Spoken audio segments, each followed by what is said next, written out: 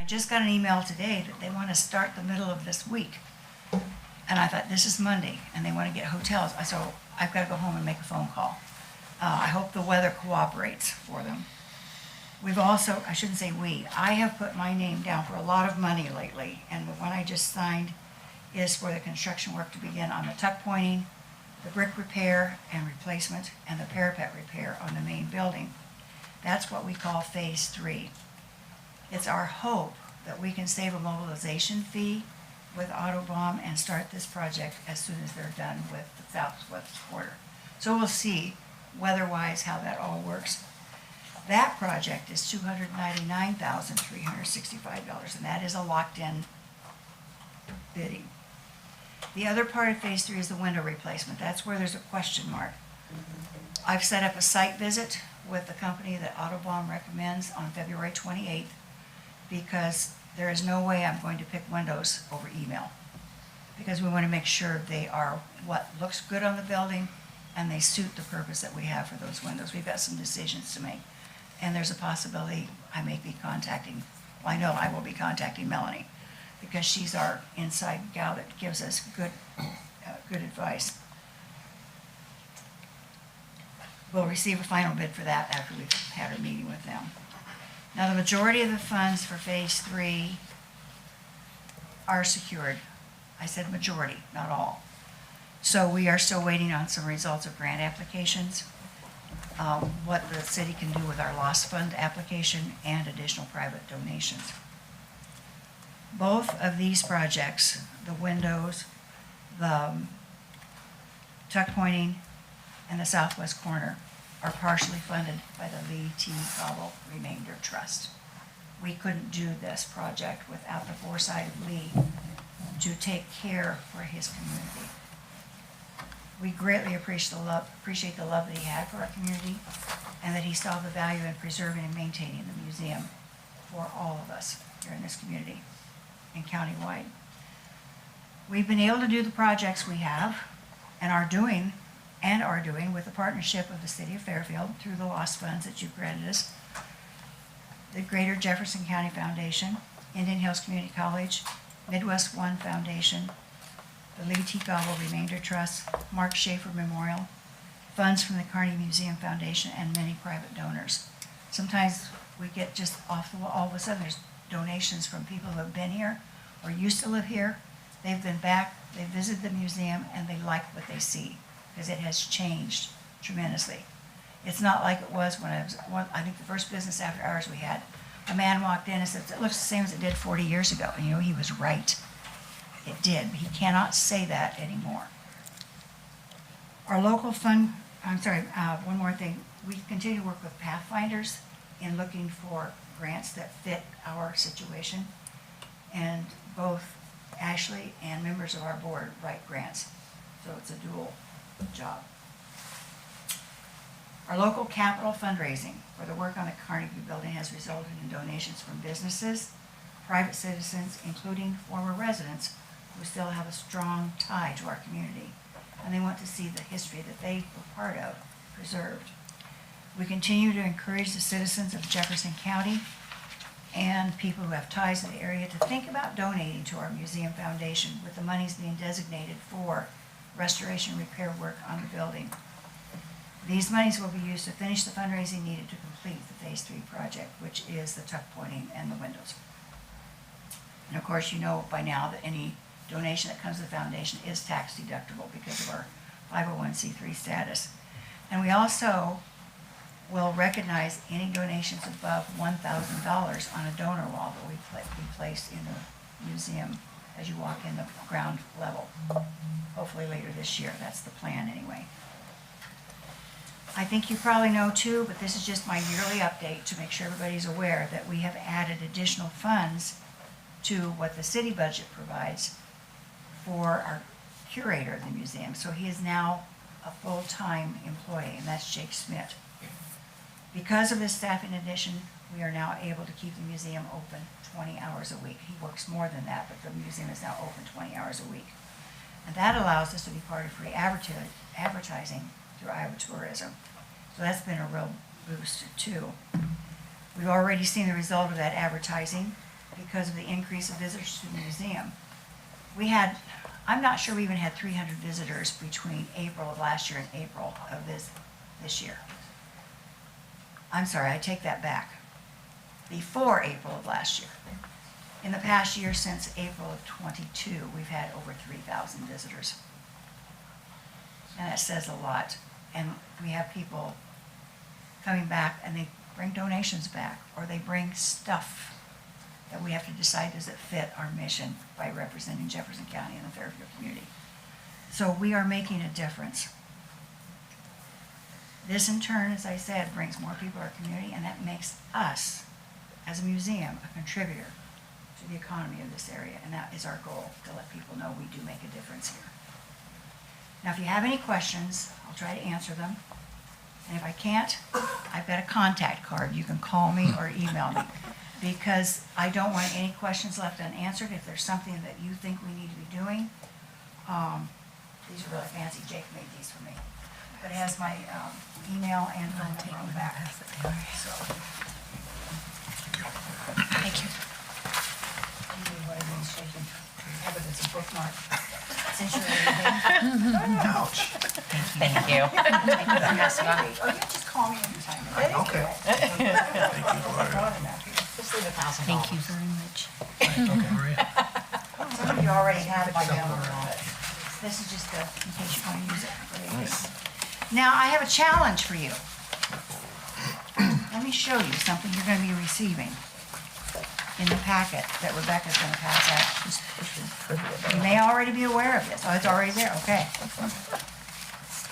How well do you know your Jefferson County and Fairfield history? And if you think you know it, why don't you come and show us on March 4th at the Walton Club.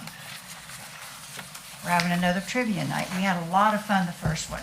And this one's going to be at the Walton, be set up just a little bit different than we did the first time around. But we had a lot of fun and found out that we knew more than we thought we did. And some of us found out, no, we don't. So questions go from fairly simple to, oh my gosh, I have no clue. Okay? But I encourage you to create a team. I'd love to have a city council team there. 2 teams from the city council. You've got enough to do 2 teams here, 4 and 4. You can fight against each other. Brush up on your history, or not, that's your decision. And all proceeds will go to the Phase 3 fund, which is what the one we still don't have quite funded. Now, every time I speak to the city council, I leave you with the same reminder. The building alone is our greatest artifact. I hope you realize that it is the biggest artifact and is the most important artifact we have. It was the first endowed Carnegie Library building west of the Mississippi River outside of Pennsylvania. And it's the prototype of Carnegie Library buildings that were built after ours. That makes our building really, really special. Then you add in all the amazing exhibits that have started to show up, the artifacts, the new ideas, ones that Mark had created, and we are now kind of trying to finish up what he had. And then we have Lawrence Iyer coming in, who's just full of lots of ideas. And then you have Jake, who is nothing but a motorized bunny running around, doing all the things that's being suggested. And so you throw all of that together, and you have a gem right here in Jefferson County and Fairfield. And people are beginning to notice. I thank you. You are all part of the partnership we have in the community with the different people who have donated and helped us maintain the wonderful and always new information we're getting of our history. I learn something new every time I go to the museum, so. Any questions? Okay, remember, I'm only a card away. Thank you. Gloria. Thank you. Thanks for everything you do. Appreciate it. Okay, next up is Zane Safrit, Community Resources card. Zane? Mayor, council members, a couple months ago you generously shared about 15 minutes of your time. Being the greedy person that I am, I took 20, 25 minutes maybe to share with you some of the conversations I've been having around town with people who've been providing assistance to those less fortunate in Fairfield. Housing, food, meals, mental health, all of those, some counseling, some guidance along the way. One of the themes that I noticed was that so many of the providers were so focused on delivering the service to those in the community that they did not know what others in the community were also doing. The second theme I noticed in that area is that those who were receiving the services, besides their numbers growing quite rapidly, they did not know about these other resources in Fairfield. So those who were receiving a bag of food on the first Mondays of the month from First United Methodist Church did not know that there was a similar service at the First Church of the Nazarene the next day, the first Tuesday. They also did not know that there was a come to supper dinner every Tuesday night at the First Lutheran Church. They did not know that there was a free soup kitchen, pay-as-you-may model, at the Golden Magnolia Sanctuary at the First Presbyterian Church. Very few people know that there's a free lunch at Abatement, Monday through Friday. No questions asked. There's a little form for contact information. So I was puzzling about how to resolve that, or how to spread awareness of all these fabulous resources and people providing them. And my friend Richard Troxell, who wrote 2 fabulous books on the homeless issue in Austin, sent me a sample card for the resources they provide in Austin, Texas. And it dawned on me that we should do the same here in Fairfield. Posters are great, websites are great, but if you're poor, you might not have a phone, you might not have a working laptop, you might not have Wi-Fi in your home. You might not remember where that poster was. So I put together the list of all the resources. I sent it over to Paul Simpson, who does a fabulous job with graphic design. He designed it. I launched a GoFundMe campaign on January 1st, Sunday, to raise a little over $1,500 to pay for the printing of these cards. By January 6th, on Friday, we had $1,700 raised. These are all from donations from Fairfield residents or past residents, anywhere from $20 to $100. Since then, people continue to donate, so I've been able to print full-sized posters that I've been putting around on the little food pantries and the windows of some of the stores with the store owner's permission. Since then, I've also been passing out the cards individually to those who receive aid through First United Methodist Church, First Church of the Nazarene, Tuesday night's Come to Supper meeting, Golden Magnolia suppers on Thursday and Friday nights, Optimate's lunch services, and I'm hoping to get them inserted into the carry-on bags for the school children. So anyway, what I wanted to do here, and this is it, I'm going to give you each a copy. Thank you. Great. And hopefully you'll never need to use it, but you might know somebody who does. Thank you. Thanks, Zane. You're quite welcome. Thank you. Thank you. Zane, can you leave some for the, I'm sorry? can you leave some for our front desk, so if we Yeah. have anybody up front, I sure we can. can I was hand going to them out? stop by and see if I could put up a poster as well. that would be fine. Okay, great. Thank you.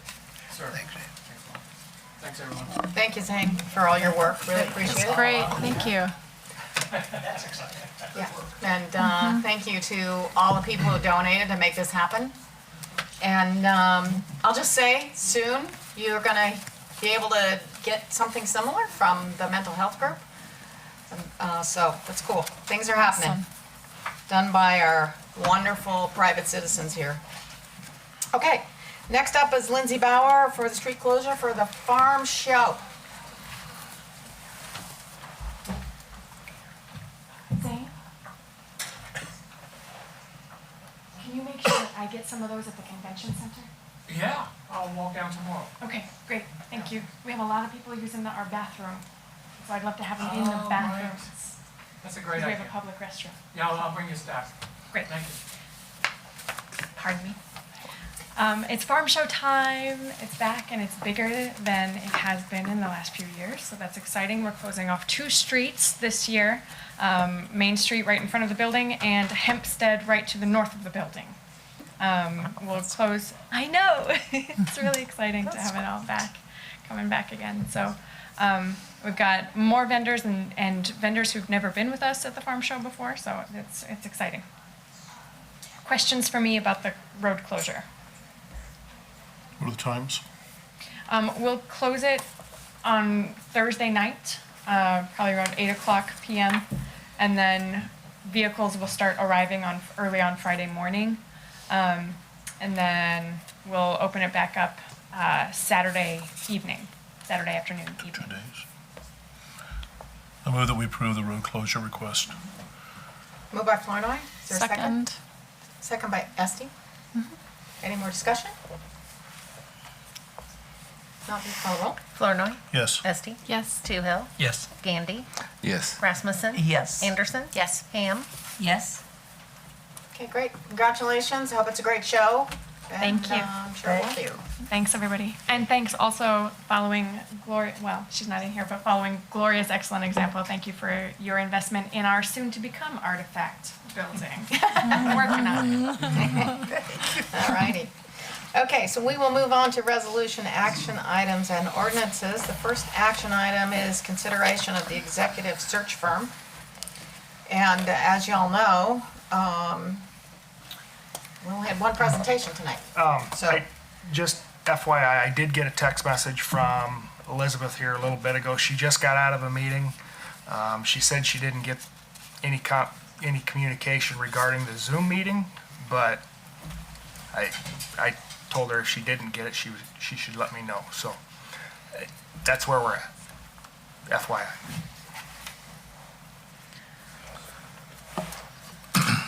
What attempts did you make to communicate to her, Aaron? Well, we had sent her an email link to the Zoom meeting. I had texted her, said, here's who the email is coming from. If you don't get it or if you have any problems, text me back, let me know. And then I texted her this morning about if she had any presentations that she wanted us to print out, and then text her at a little after 6 if she was jumping on the Zoom meeting. So you attempted to contact her by text and by email?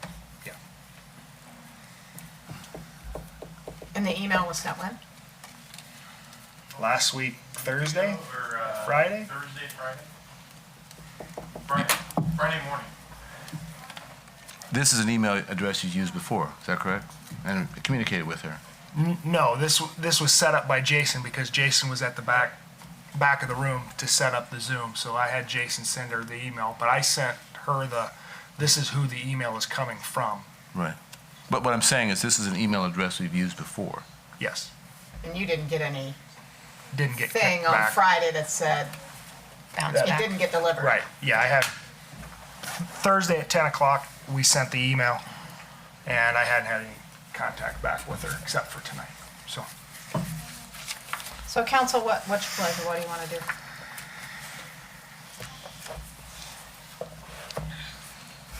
I move that we retain the Henson Consulting Firm for the executive search to find a city administrator. I'll second that. Yeah, I'd like to add too that when the personnel committee met, I think we kind of we were leaning one way, but we wanted council to see all options, and I agree with Paul. And I don't want to speak for everybody on the committee, but I felt we were leaning one way, so I kind of agree with Paul with his recommendation. Okay, so there is a motion and a second on the floor. So is there any further discussion? Not, please call the roll. Gandy. Yes. Anderson. Yes. Esti. Yes. Toohill. Yes. Flournoy. Yes. Ham. Yes. Rasmussen. Yes. Okay, thank you. That was passed unanimously. We'll look forward to working with you. Thanks. Okay, Thank great. you for coming. Yeah, thanks for making the drive down. Brent, do you want me to call you tomorrow and let you know how things went?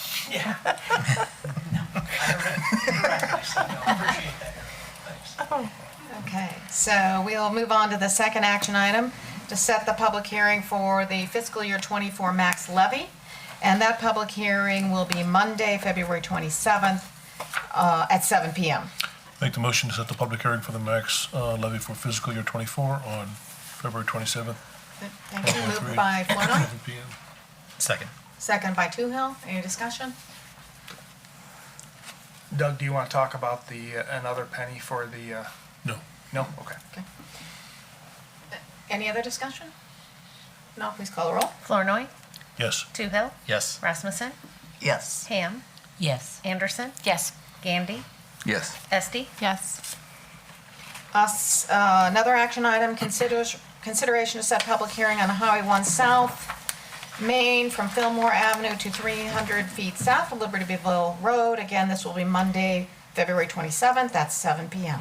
motion to set public hearing. Second. Okay, moved by Anderson, second by Flournoy. Any discussion?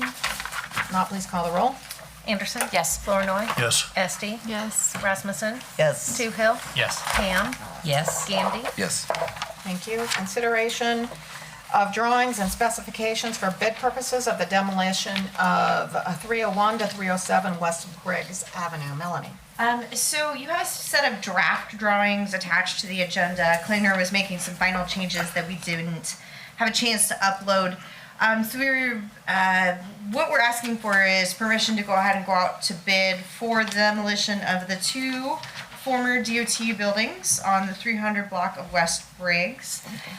This is going to be all under one bid package, so any salvaging or reuse of either one of the buildings would be at the discretion of the contractor. There is a line in the specifications that says any profit or benefit that the contractor gets from resale of the property of the demolished property is to their benefit. So that instead of saying that they have to salvage it or anything like that, we're leaving that up to them.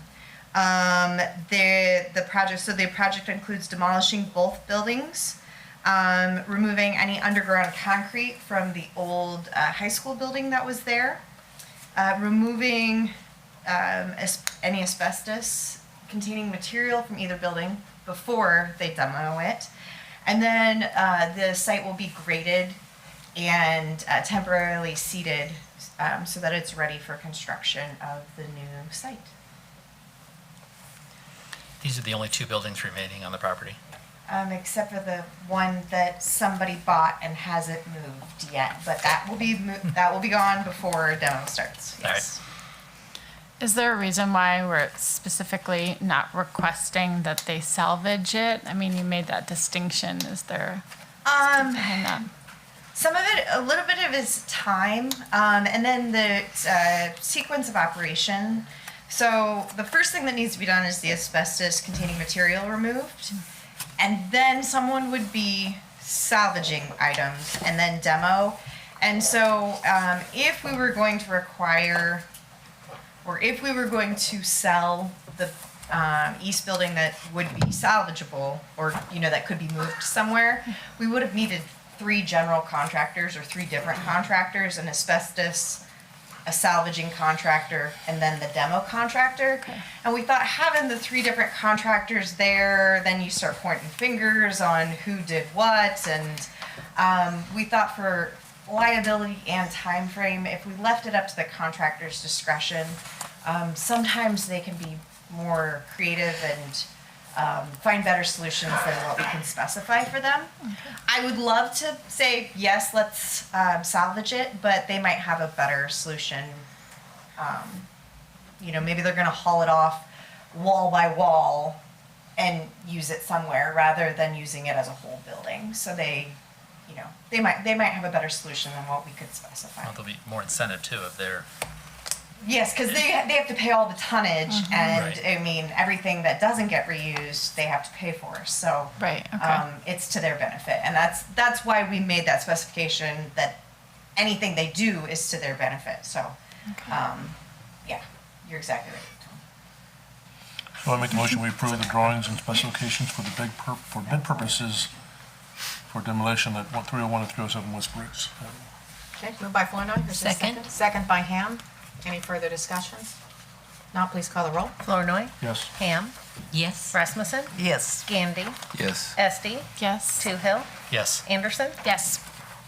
Next action item, consideration to set public hearing for the drawings and specification for demolition of 301 to 307 West Briggs. motion to set, For sorry. Monday, March 13th at 7 PM. Motion to set public hearing for March 13th. Second. Moved by Anderson, second by Flournoy. Any discussion? Not, please call the roll. Anderson. Yes. Flournoy. Aye. Esti. Yes. Gandy. Yes. Ham. Yes. Rasmussen. Yes. Toohill. Yes. Thank you. Next item is consideration of final recommendations of law enforcement assessment of command staff restructuring. So Aaron, you want to talk about this, please? Yeah, if you remember when we had John. the other Chief Thomas come to talk to us about his search or his study that he performed for us, he was recommending a command staff recommendation of one chief, a lieutenant, and 4 sergeants after with retirement from current lieutenant, and then just a different model of command staff. And the council is the one that sets that as far as our code. It's been in the code before, but the council could set that, and that's what we're recommending, that they accept his recommendation for staffing command staff. Now, Aaron, as I recall from the December 12th report that Chief Thomas gave us, he was going to provide us a detailed report. Yeah. Yep, a detailed report. Correct. Has he provided that? We don't have the detailed report as far as workload staffing numbers because he's waiting on other departments to give him more numbers for comparisons for us at this point in time. So what does he ask now? He's not asking anything at this Okay. point. What's the action that's being sought? I guess to figure out. Accepting his recommendation for command staff structure in the future, pending retirements and stuff like that. So you want to explain what the current structure is, and then again, repeat this structure. Yeah.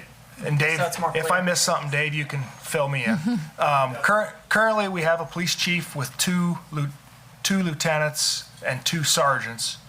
And the recommendation is as we have a retirement, because Lieutenant Kinsella is getting close, she's on drop right now, correct? Yes. So I'm not letting the cat out of the bag. But Lieutenant Kinsella will be retiring here in the near future. So once she retires, he's recommending that we replace that position more with a sergeant than with a lieutenant. And then you have a police chief, lieutenant with 4 sergeants rather than having two lieutenants. And are you okay with this, Chief Thomas? Yes, ma'am. We were actually kind of moving. We went and tried the 3 lieutenant program. Before we had 4 sergeants, and then like captain, and who was the assistant chief. And we tried the 3 lieutenants, and it just doesn't seem to be. It's more of a big city. There isn't enough supervision for young departments. So we were in the process. That's why we have 2 sergeants instead of a 1 lieutenant. We didn't replace a lieutenant. We just made him sergeant. So I hope that explains. But with the recommendations of, like he said, the other Chief Thomas, that we were going to eliminate that position through attrition, which should be pretty soon, due to Lieutenant Kinsella's retirement in 2 years. Seems to me this would be something that ought to be considered by the Public Safety Committee, Public Safety Personnel Committee. committee. Personnel. I would think. Well, You? I would suggest also public safety. I mean, it doesn't, some committee anyway, needs to review this as being a recommendation back to the council. I would make the Seems to me- motion to refer to personnel. Excuse me? I would make the motion to refer to personnel. So That's is fine there a with me. second to that? There's no second, then I can't move forward. Well, there can be a motion to refer to public safety. Okay, so the first motion drops. And are you making a, I am making a motion to refer to public safety. yeah. so there's a motion to refer it to safety committee. Second. Second by Flournoy. I guess my consideration too is that because we haven't received that detailed report, is there a reason why we would, I guess that there is some there's some consideration for some timeline? I mean, why are we, Well, it was part of the pay scale recommendations. So as we wanted to move forward, with the whole thing. But if you wanted to piece that apart, that's okay too. We're still recommending, as you can see, the pay structure that he recommended, which I think is a good thing too. right? I guess also along those lines, since we haven't received the detailed report, it's challenging to have all the information, even though he presented that to us. I guess I would just make that comment. Okay, so there is a motion and a second on the floor. Please call the roll. Gandy. Yes. Flournoy. Yes. Anderson. Yes. Esti. Yes. Toohill. Yes. Ham. Yes. Rasmussen. Yes. Okay, so that will be moved to the safety committee for a little further discussion. Next action item, consideration of the final recommendation of law enforcement assessment of compensation adjustments. It's kind of the same issue. I think that's probably appropriate for Ways and Means, at least, to review, because we're asking for, the suggestion is a rather substantial increase in salaries, which I'm not saying that the council would be opposed to, or I would be opposed to, but I think it's worth further investigation, especially considering that we don't have the report that I think we were told we were going to have. I'll make the motion to move it to Ways and Means. Second.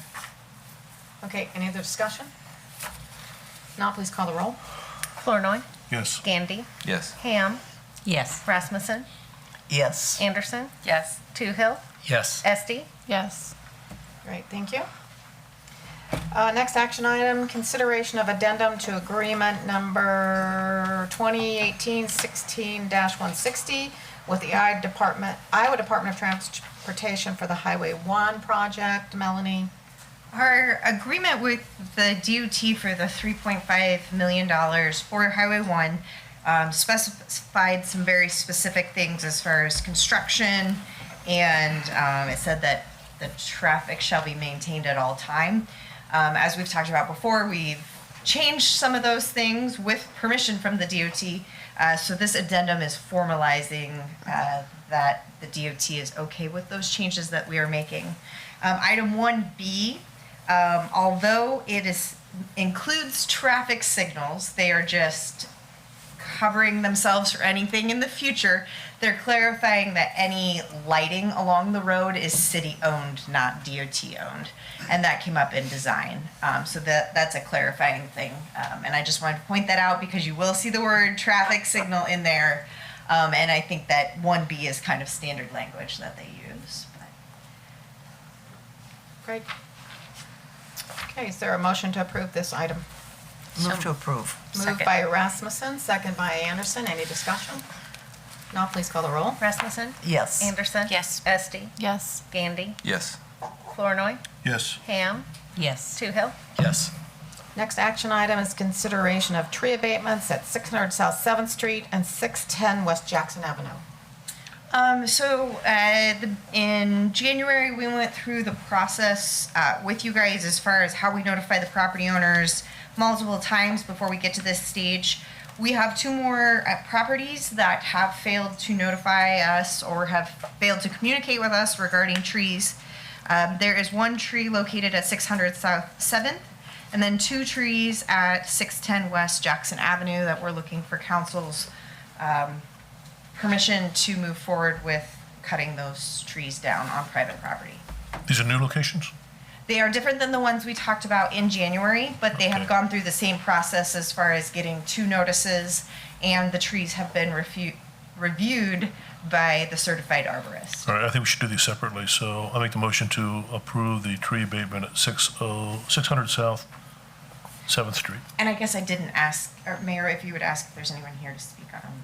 Oh, okay, yeah. Is there anyone here to speak on that? Okay, Thank you. great. Second. So we have a motion on the floor I'm sorry, Doug, for interrupting. to do the tax abatement or tree abatement for 600 South You 7th confused Street. everybody. I'm sorry. Is there a second? Second. Second. Second by Toohill? Oh, yes. Any further discussion? Not, please call the roll. Flournoy. Yes. Toohill. Yes. Esti. Yes. Gandy. Yes. Ham. Yes. Rasmussen. Yes. Anderson. Yes. And then we'll take 610 West Jackson. Make the motion to approve the tree abatement for 610 West Jackson Street Avenue. Moved by Second. Flournoy, Second. second by Toohill. Any discussion? Not, please call the roll. Flournoy. Yes. Toohill. Yes. Ham. Yes. Rasmussen. Yes. Esti. Yes. Gandy. Yes. Anderson. Yes. Great, thank you, Melanie. Thank you. Next action item, consideration of action regarding property located at 700 West Jefferson Avenue, Weston. Jackson? Jefferson, sorry. Tonight I wanted to request the council to review the Four Seasons Auto Body Permit and their letter of approval. just to give you some background, Four Seasons is an auto body, operates as a junkyard within the city limits of Fairfield. They're required to get a letter of approval from us every year so they can get their state license. Last year, Aaron issued a letter requesting them to clean up their property as a condition of their approval letter. Four Seasons failed to meet that requirement. Four Seasons ignored the city's request and continued to operate as a junkyard without the city license and the state license. The last active recycler's license that Four Seasons has expired in 2020. They never obtained a junkyard permit. They've never obtained a junkyard permit from the city or paid the $25 fee. Four Seasons and Emer have received 3 letters and several verbal notices from the city to clean up 700 West Jackson. We spent $834 last year doing surveys on the right-of-way there because they continue to encroach on that corner right-of-way. The day that we did the surveys, I had to show up with the police and a tow truck to get them to respond to our letters, which they did clean out the right-of-way so we could finally do a survey there. They've had several letters issued and citations on the property at 609 West Jefferson because of overflow from the junkyard at this property, which includes pallets, trailers, broken trucks, and scrap cars, which have been chained to the tree in the right-of-way also. Carsons have living quarters at 700 West Jackson, which is a B2 district, which is only permitted if they are a licensed junkyard. Therefore, I request that the council take further action.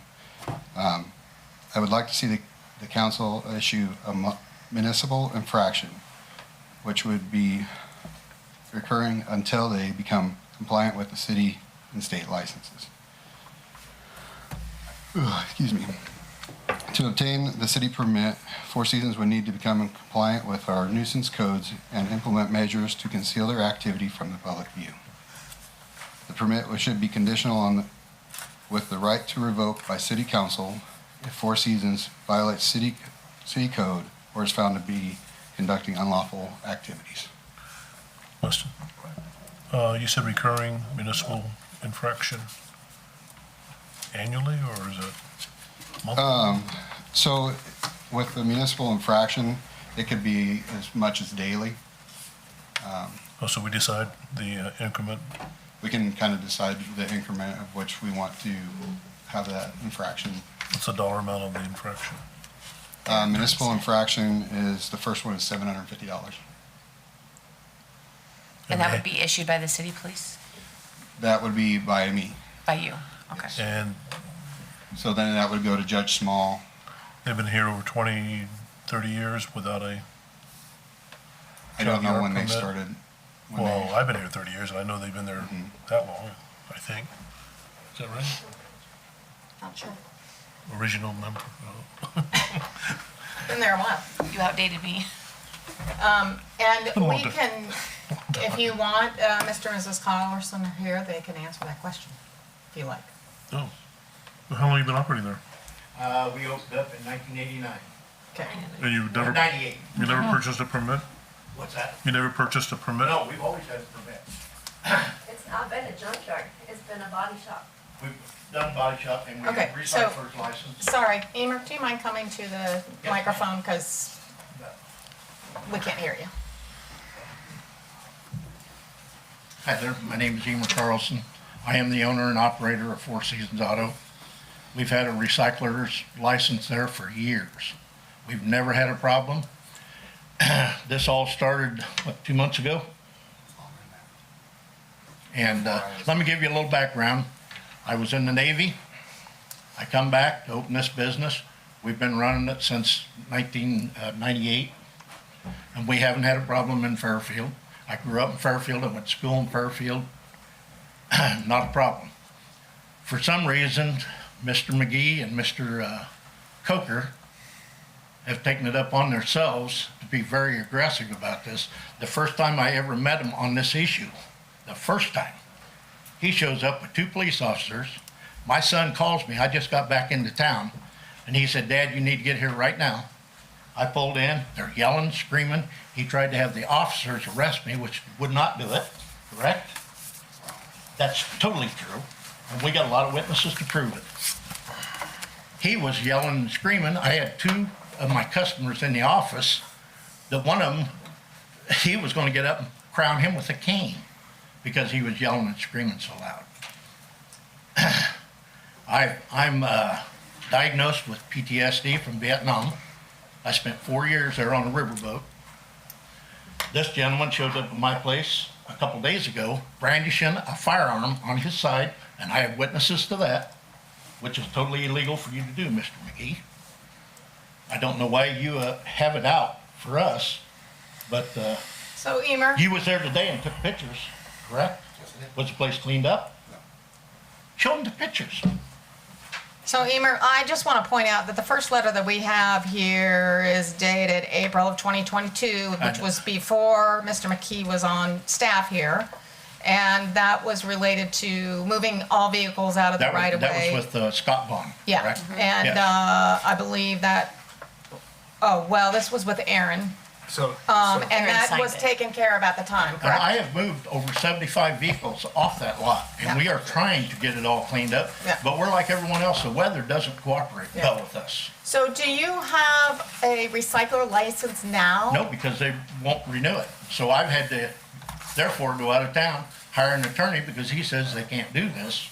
And my attorney will be in contact with. Isn't that That's a Wait a minute. state Who- thing. that's a won't state renew thing, it? isn't it? What's that? Who will not renew it?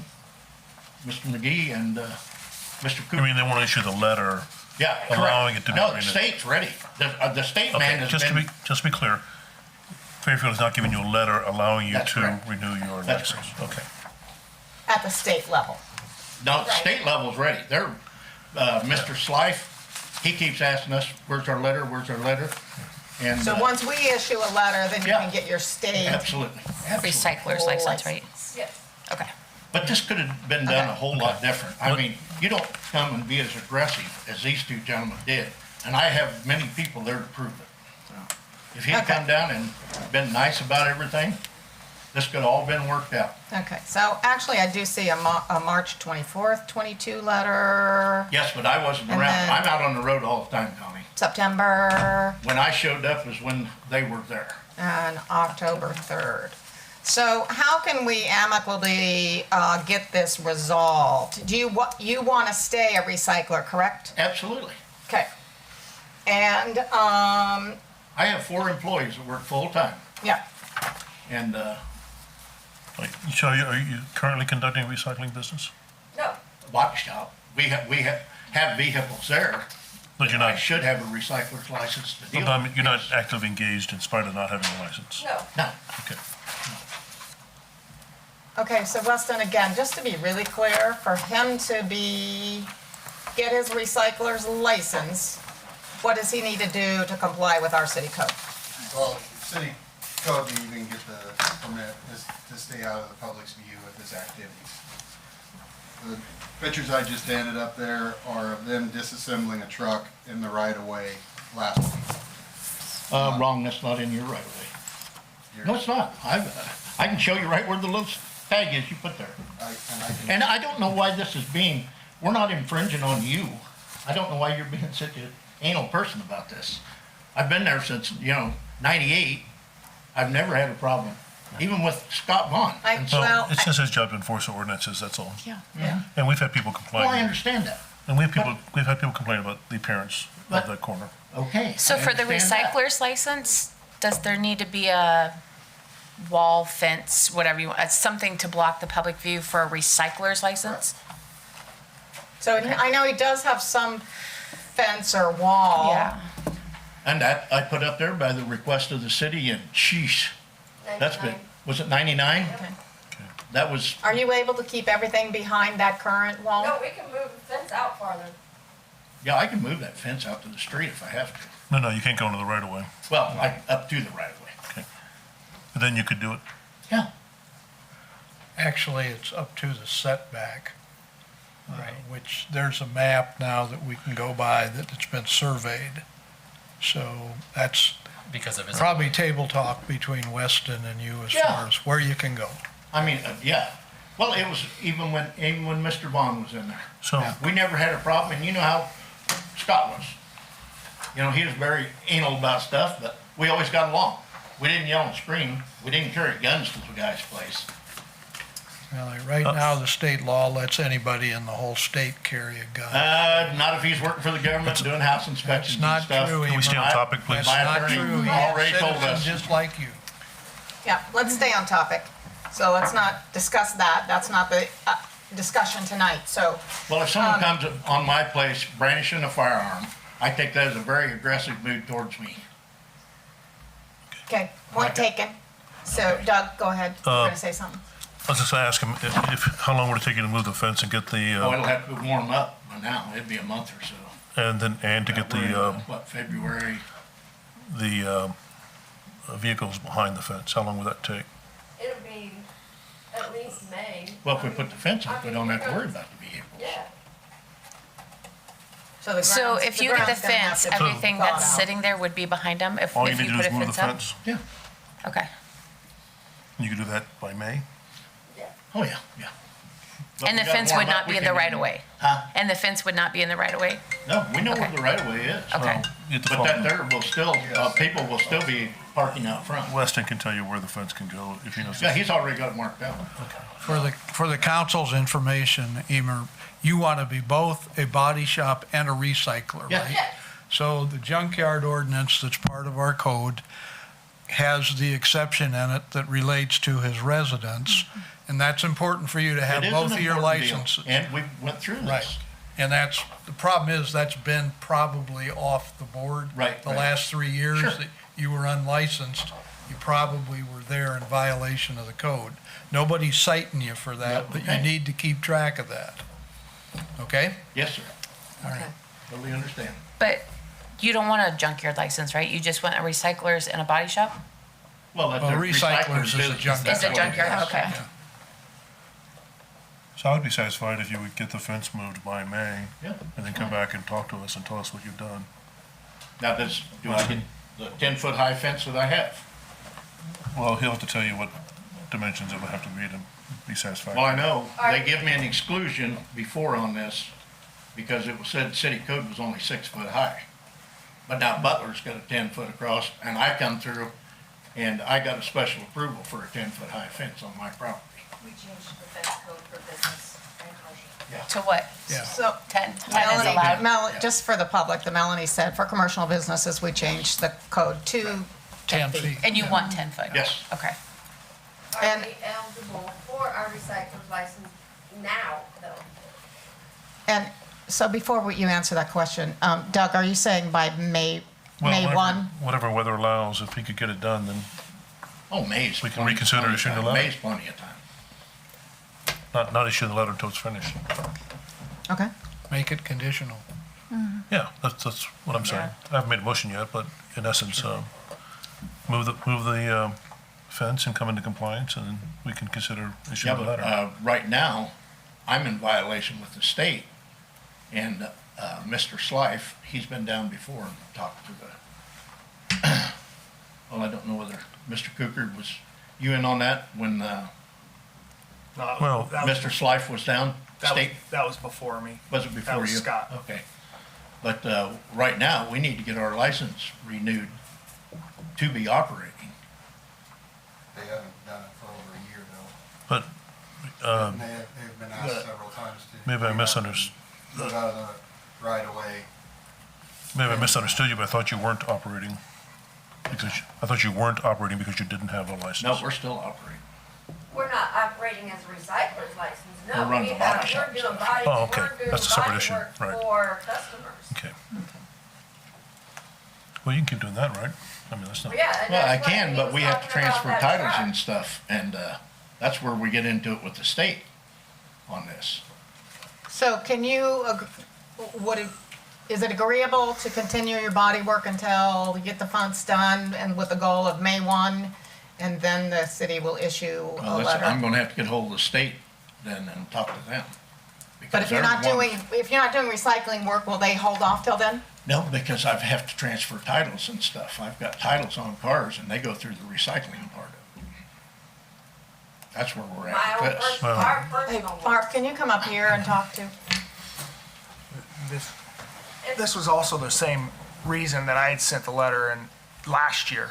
And I did issue a letter last year to allow them to continue business conditioned on cleaning up, which was partially done. It was never completely cleaned up.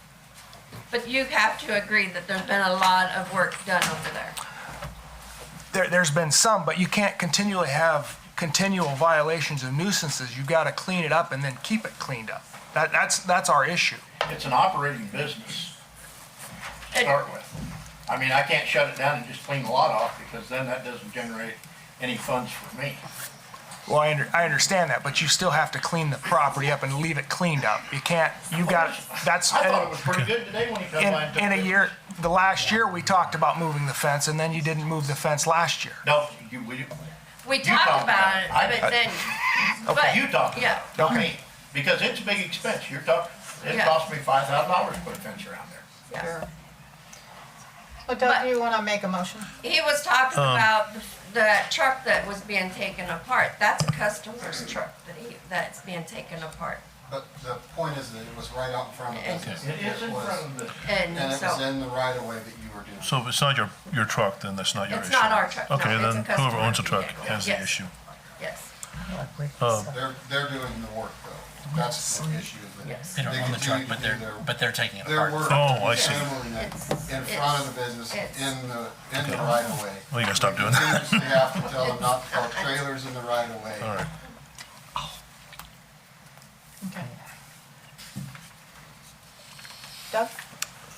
Do you want to make a motion? Not sure anymore with all the, with the, talk about changing,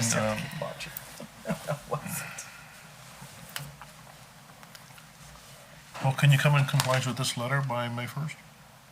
This I one don't that, even, what does the letter what is the say? letter? Which date I is that? personally have not seen a letter from. April 25th, 2022. They may have got sent to my son and he didn't show them to me. What happened? I, Mr. and Mrs. Carlson, They're going to 700 West Jefferson is where they're being mailed to. what is that letter? Cause I mean, I've sent so letters to our you attorneys. have to move all the vehicles out of the city right away. We did. That's already been done? That's been done. Okay, he With says no. Semi-trailer, everything. Okay, but you guys gotta figure that out and move them if they're not moved and, No, they're moved. all right. And remove all junk vehicles from view of the street, which means moving the fence, sounds like. But And, if I have to do this, all the other Can you body do it shops by- in this area, huh? all the other body shops in the area gonna do the same thing? Huh? One at a time. Well, We, If they're we recycling. would take it one issue at a time. Like I tell my sixth graders, well, I tell my sixth right down graders, the street from me, there's that's because they're talking, I'm talking to you. property too, We and he's got- not fenced in, We're just gonna deal with this issue so today. you open up a can of worms. Can you do that by May 31st, 23? May 1st. May 1st. Or May 1st, 23? I mean- Can you do it? Yeah. Okay, then get that done, come back here and we'll issue a letter. We'll do that. No If I motion haven't done needed. before. Okay, so the motion is to. I don't think we need a Don't need motion. a motion. If he gets it done by May 1st, I comes back see. here, we'll issue a letter. He's just complying by the letters that have been sent, so we'll be able to. Right, but the point is, you want to say, hey, he needs to do this, and then we'll issue that letter. All Or right, the April 20th. How about I'll make that the motion. sooner I get it done? If it's done Okay, sooner, all you can right. come back. Before Yeah. then. All right, Okay. you're good. Yeah. Yeah. So, provided, Wait until then. Okay. okay, provided that the, all vehicles are removed from the right-of-way as determined by the city, and that all junk vehicles are removed from view of the street, or from the street. That could be either by moving them physically or putting a fence. If those are done by and before May 1st, 2023, we'll issue a letter. Is that, We need to include like the semi-trailer and that stuff. needs to be Right. moved. Why the semi-trailer? It's on my property. It's not on city What's property. the semi-trailer We got moved to that do because with? of you, remember? Needs to be inside your work area. It is.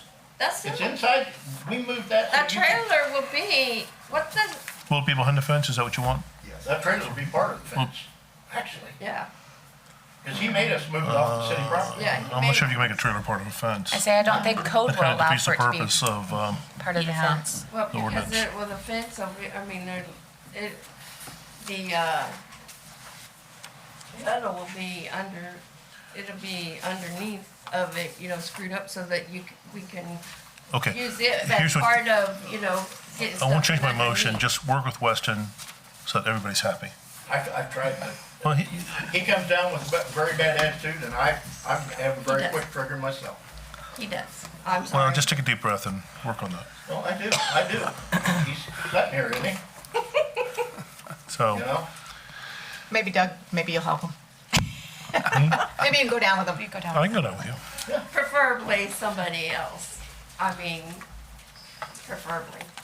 Well, Okay, that's a separate bridge, we'll Weston cross is our that. code compliance officer. Well, so he's he'll our be code with- compliance officer. He's a code compliance officer, but you All can right. do your job without being a total ass. All right, that- So let's, sounds motion. let's, Appropriate.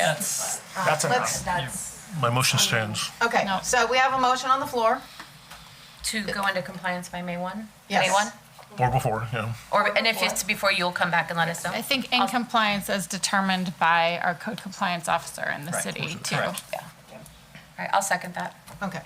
Further discussion? Doug made the Doug, first. Doug made the Doug. motion. Okay. If no more discussion, let's call the roll. Flournoy. Yes. Esti. Yes. Toohill. Yes. Anderson. Yes. Rasmussen. Yes. Gandy. Yes. Ham. Yes. Okay, great. Thank you. Thank you.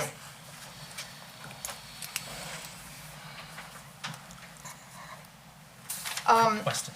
The next action item, which had to do the ambulance services agreement, apparently that was something we should have deleted. We're not gonna discuss that tonight. We'll move yeah. on to the resolution. Consideration of amendments to City of Fairfield rules of procedures.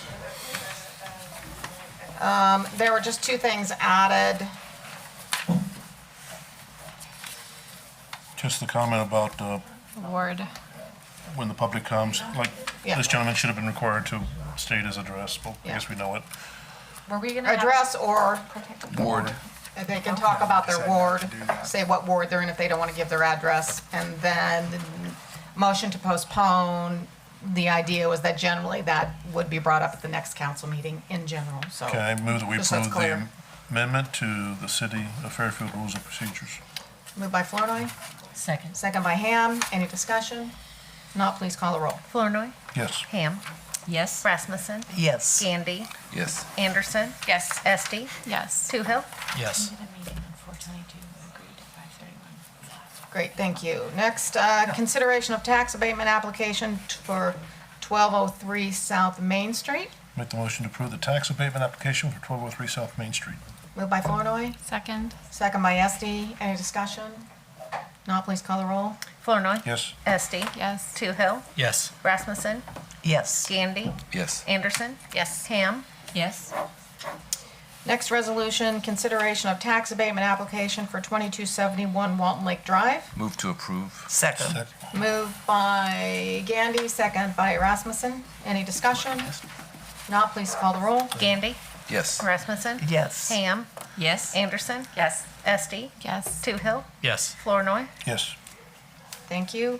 Next resolution, consideration to set a public hearing regarding the conveyance and donation of real property, Highway 1, to the state of Iowa DOT. Melanie, do you want to say anything about that? For Monday, February 27th at 7 PM. Yep. So on the attached map, there is a green color-coded section.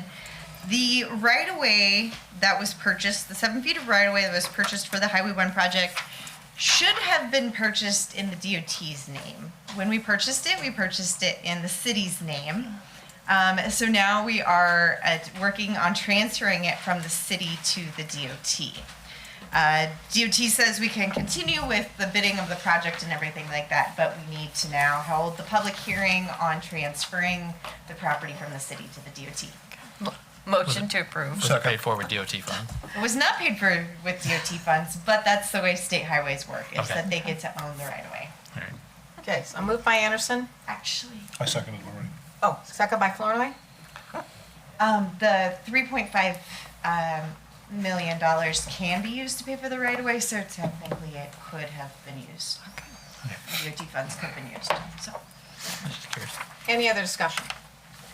Not, please call the roll. Anderson? Yes. Flournoy? Yes. Esti? Yes. Toohill? Yes. Rasmussen? Yes. Ham? Yes. Gandy? Yes. Okay, next resolution.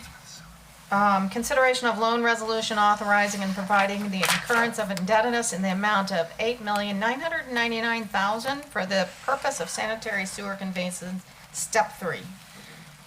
And I don't have anything on the next few items, I'm just gonna stay up here because it's sewer and. I make That's a motion that we Okay. incur $8,999,000 in debt, up to. Is there a second? Second. Second by Rasmussen. Any discussion? Not, please call the roll. Flournoy? Yes. Rasmussen? Yes. Gandy? Yes. Anderson? Yes. Esti? Yes. Toohill? Yes. Ham? Yes. Okay, the next action item, consideration to rescind resolution number 4127 dated January 23rd, 2023, approving construction of contract and bond for step 3 improvements. 2022 bid package number 1 lift station. Apparently, we didn't have the bond and contract signed, so we have to rescind that. I make the motion to rescind resolution 4127. Is there a second? Second. Okay. Second by Rasmussen. Yeah. Explain Question. that further, please? Yeah. Rebecca? Hunter? So at the last council meeting, we passed a resolution approving the construction contract and bond for step 3 improvements 2022 bid package number 1 lift station. We did not actually have the bid and the bond, or the contract and the bond signed, so we are unable to do it. Got our ducks out of order. Yeah. Yes. We had received the bids. Correct. But the contract that was in front of you was not signed, even though the document is exactly the same. Yeah. So We- then, sorry. I'm sorry, I was just gonna say, we do have that now for bid package 1.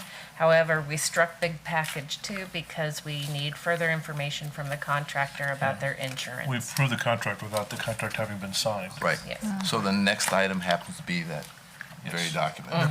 Now Correct. signed, please. Correct. Okay. Yeah. All right, thank you. So we have to rescind this one first, and we do have a motion and a second. Any further discussion? Not, please call the roll. Flournoy? Yes. Rasmussen? Yes. Anderson? Yes. Esti? Yes. Toohill? Yes. Gandy? Yes. Ham? Yes. And then the next resolution is to approve the construction contract and bond of step 3 improvements 2022 bid package number 1 for the lift station. So moved. Second. Moved by Gandy, second by Flournoy. Any other discussion? Not, please call a roll. Gandy? Yes. Flournoy? Yes. Anderson? Yes. Rasmussen? Yes. Ham? Yes. Esti? Yes. Toohill? Yes. Okay. On to ordinance 1222, consideration to rezoning property at and around 1948 Highway 1 from B1 general business to R3 multifamily. This is the third and final reading. Before we pass that, is there anyone from the community, or nobody wants to talk about that? Okay, so we'll go to that. Motion to approve final reading. Second. Moved by Anderson, second by Flournoy. Any discussion? Please call the roll. Anderson? Yes. Flournoy? Yes. Toohill? Yes. Gandy? Yes. Ham? Yes. Rasmussen? Yes. Esti? Yes. Okay, under the mayor's report, we've got several appointments. So we'll just take them here one at a time. Convention and Visitors Bureau, Danae Drish, who's the owner of, I'll say E. She would be replacing Kara Waugh. This came from, Terry Baker of the CVB and asked for us to appoint her. So I would take a motion. So moved. Moved by Anderson, Second. second by Rasmussen. Any discussion? All those in favor say aye. Aye. All those opposed, same sign. Thank you. Next, under Fairfield Media, we have John Grunwald and Matthew Khalil. They were replacing Richard Thompson and Sean Diddy. And these came from Dick DeAngelis, asking to put these people on the board. So I would take a motion to approve those two. So moved. So move. Oh, second. Okay. All those in favor say aye. Aye. All those opposed, same sign. By the way, John is the Director of Technology at Fairfield Community School District, and he heads up the live streaming and video production there. And then Matthew,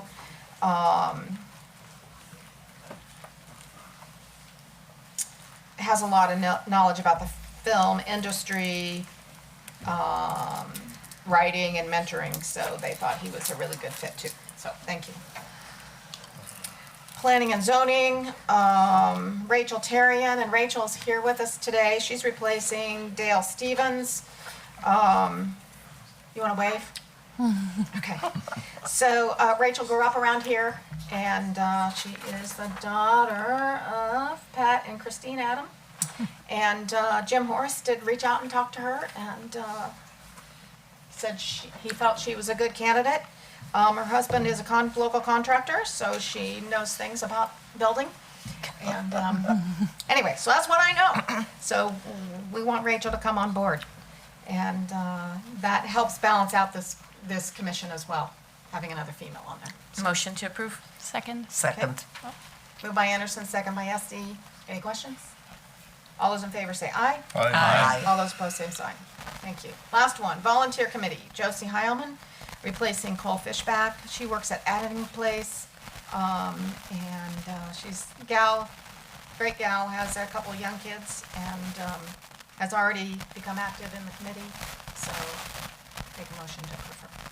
So moved. Moved by Esty. Second. Second by Ham. Any discussion? All those in favor say aye. Aye. All those opposed, same sign. Thank you. Mayor, before we go on to city attorney report, I wanted to make a clarifying amendment. I'm not sure what the procedure is, but the city did vote to appoint a contract Henson Consulting for a city administrator search, but I don't think it was said. It was said before council that this is pursuant to their proposal, which is a proposal that calls for the city to pay them $15,000 plus expenses, which are estimated to be about $1,500. So I just want to make sure that's the record is made there, so our citizens know that what the cost is going to be. Okay, great, thank you for pointing that out. And then I will give an EMA report. Emergency management, by the way, that's what that stands for. Attached to the council agenda is the budget. And there was a request last time. Doug wanted to know as far as how much money was coming from each of the cities. So that's on the first page. I hand wrote it down there. You will notice that Fairfield is supposed to pay $18,832. We've paid half of our amount, so we still owe $9,416.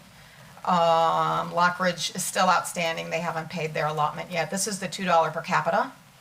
This is last year's contribution, or the current year's. The current Current year's. fiscal year. Fiscal 23. Yeah, so we still have $94.16 to pay. All the other cities except for Lockridge have all paid. That's a total coming from $36,930. And so you can see and I'll just say for many years, that's been the only income that, or primarily the biggest income that has come to emergency management other than grants. So there's been a lot of projects that have been kind of kicked down the road and not been funded. So we felt like we couldn't do that anymore. Particularly one of the big projects has to do with the hazard mitigation plan. The last one that we did was October 2016. This is supposed to be done every 5 years. And this is the plan that must be done in order to get FEMA grants. So we're a little behind the curve. We had budgeted $20,000.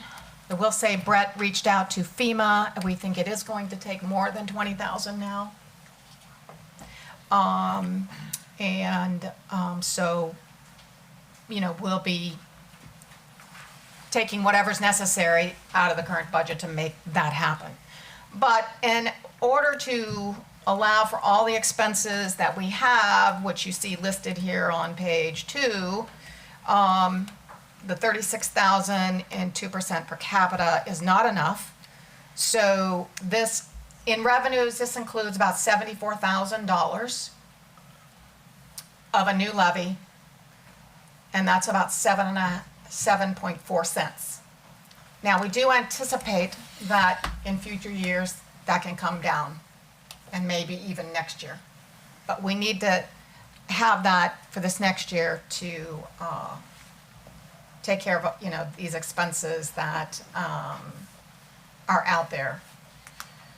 Again, one of the other big expense besides the hazard mitigation plan is the automatic siren that's hooked up to the weather that will automatically make the sirens go off and in the places where they need to go off. That's a $25,000 expense. In here, you'll see that, if I can see it, weather warn siren, it's $12,500. We are going to be asking the cities to participate in the rest of the 12.5. And Ways and Means is aware of that, that I had asked that to be put in the budget, and that could come from possibly ARPA funds or lost, and the committee hasn't yet discussed it in full, or a little bit more when we talk through the rest of the budget. What other things? Oh, we do have in here also a $3,000 item for vehicle maintenance and replacement. The truck that Brett has is getting up in years and up there in miles, so we're starting to build a little bit of a fund so that when that needs to be done, there'll be some dollars there to be able to do that. Any questions? And you may reference this, and I probably just missed it, but is the county funding a project next year that changes their contribution from 15,000 to 89,000? Well, emergency management is, and that's these expenses that I'm talking about. Well, but the county contribution That includes the levy. The Okay. levy is in that county contribution. is in the county contribution? Okay, Of about 74,000. okay, Yes, correct. got it. So That's they're in gonna there. do a 7.5 cent levy? Yes. I think it's like 7.4. Okay, but also a per capita Yes, a $2 per capita. and a $2 per capita. Yes. So what's the total amount of money raised by the $2 per capita? 36,930. Oh, and the 7.4 cent levy is gonna raise, 74,000. okay. And so, I see it says city again, doesn't say city of Fairfield, but I presume that's us. The On first line page? 4, the first page, the Yes. detail? Yes. So where are the other municipalities listed? Down at the You bottom see of this that one, sheet. The handwritten. Oh, That's last year's update. In the current budget, they're not listed, it looks like. I think they are. Reimbursement. Well, I think they're in the city portion, because that shows for this year, 22,000. So that would include us and the Well, other smaller If you did a cities. $2 per capita, the city of Fairfield would be alone responsible for 18,000. Right, and then if you add the other cities, that's around 22,000. Was that all it comes to? Yeah, So it's and then you similar- have 15,000 from the county, plus another 74,000 for the These levy. numbers down here that reflect last year's contributions, payment and non-payment, are being duplicated in next year's budget. Yeah, And they're basically, adding a 7.4 cent levy. correct. Well, good for them. But again, it's not our intention to keep it there. Again, we have some bigger expenses coming up, and then I'm even hopeful that next year we can lower that levy. Of course. We'll see what happens, but, I am hoping. The 24,000, you'll see a 24,000 federal reimbursement. That is a grant that we have been successful in getting for many years, but every year FEMA tells Brett not to guarantee that could come through. I'm really So, glad this is here, and I really appreciate the transparency and compliance with Iowa code. okay, so that is all I have. So let's go to the city attorney All right, report. I'm going to defer commenting a little bit. I expect Liz is going to be discussing the ambulance meeting and what's been going on for the last month and what we've got to look forward to in the next couple weeks. And I'll probably chime in somewhere there. Something that's come up, and it's usually happening at the end of the year, but the city is a beneficiary of a number of foundations in the community. They're all some kind of 501c entity under the Internal Revenue Code under different provisions of 501c. We heard Gloria tell us about 501c3 tonight for the Museum Foundation. There's actually about 30 sections of 501c, and there's lots of different kinds of entities, including like a 501c13. I can think of one entity that we do a return for each year that has 3 different classifications as far as partly social, partly charitable, and partly cemetery, and those are just out there. It's part of tax and so forth, but our benefits from these foundations sometimes get clouded, and some of the foundations cloud them themselves. They aren't sure about somebody else's status. There is a booklet that was done years ago that had about 20 of the foundations' information and their status and where you can find proof of what their qualifications are.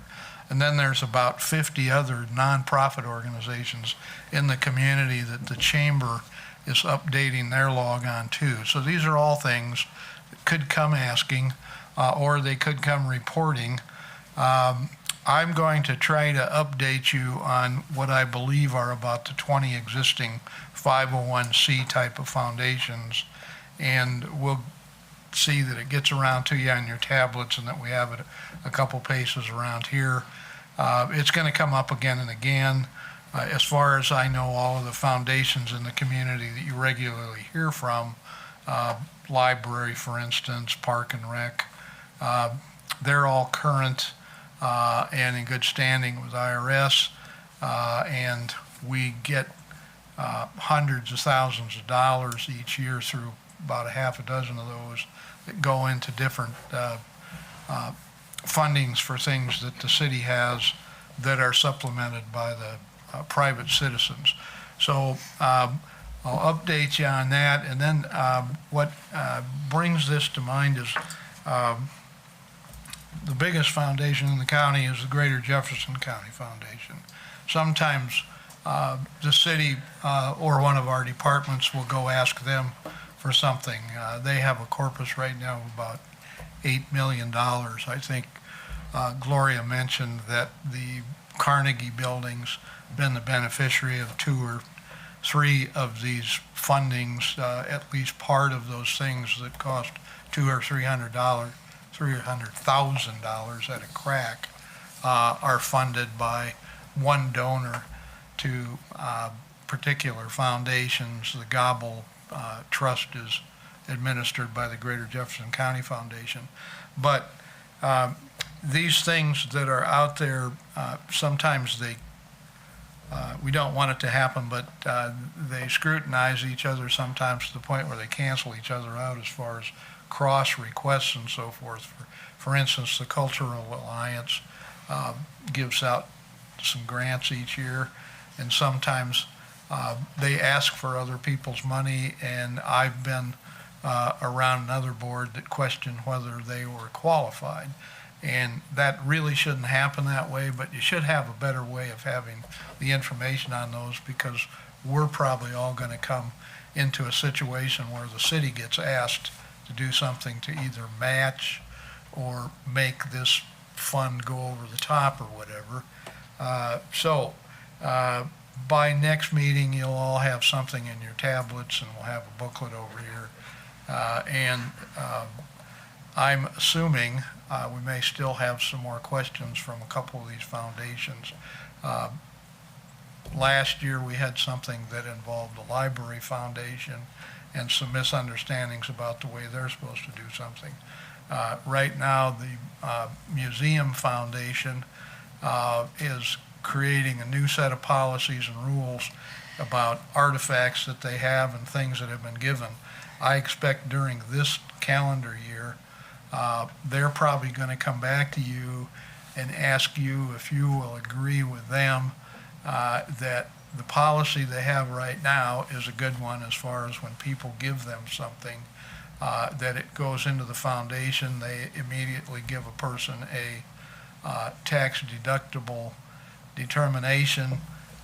They give a determination on valuation and so forth.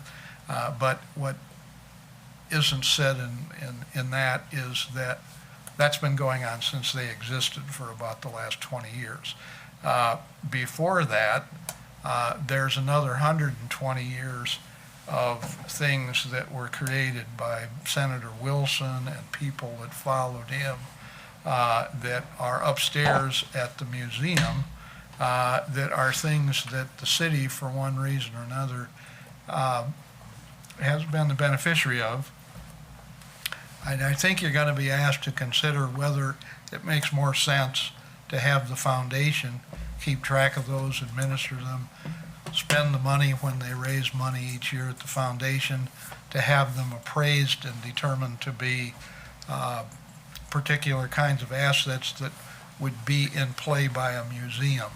And I'm not going to pretend to be Gloria or her board, but I think probably a couple of the other foundations may come to you also and ask you about if you're open to any policy changes as far as the way their endowments and their foundation operate compared to what they used to do in the past, because they want to be more flexible and they use it to promote donors, and donors like to hear that some of the things that help modernize them aren't necessarily the top thing on our agenda every meeting, but it is on theirs. So anyway, Great.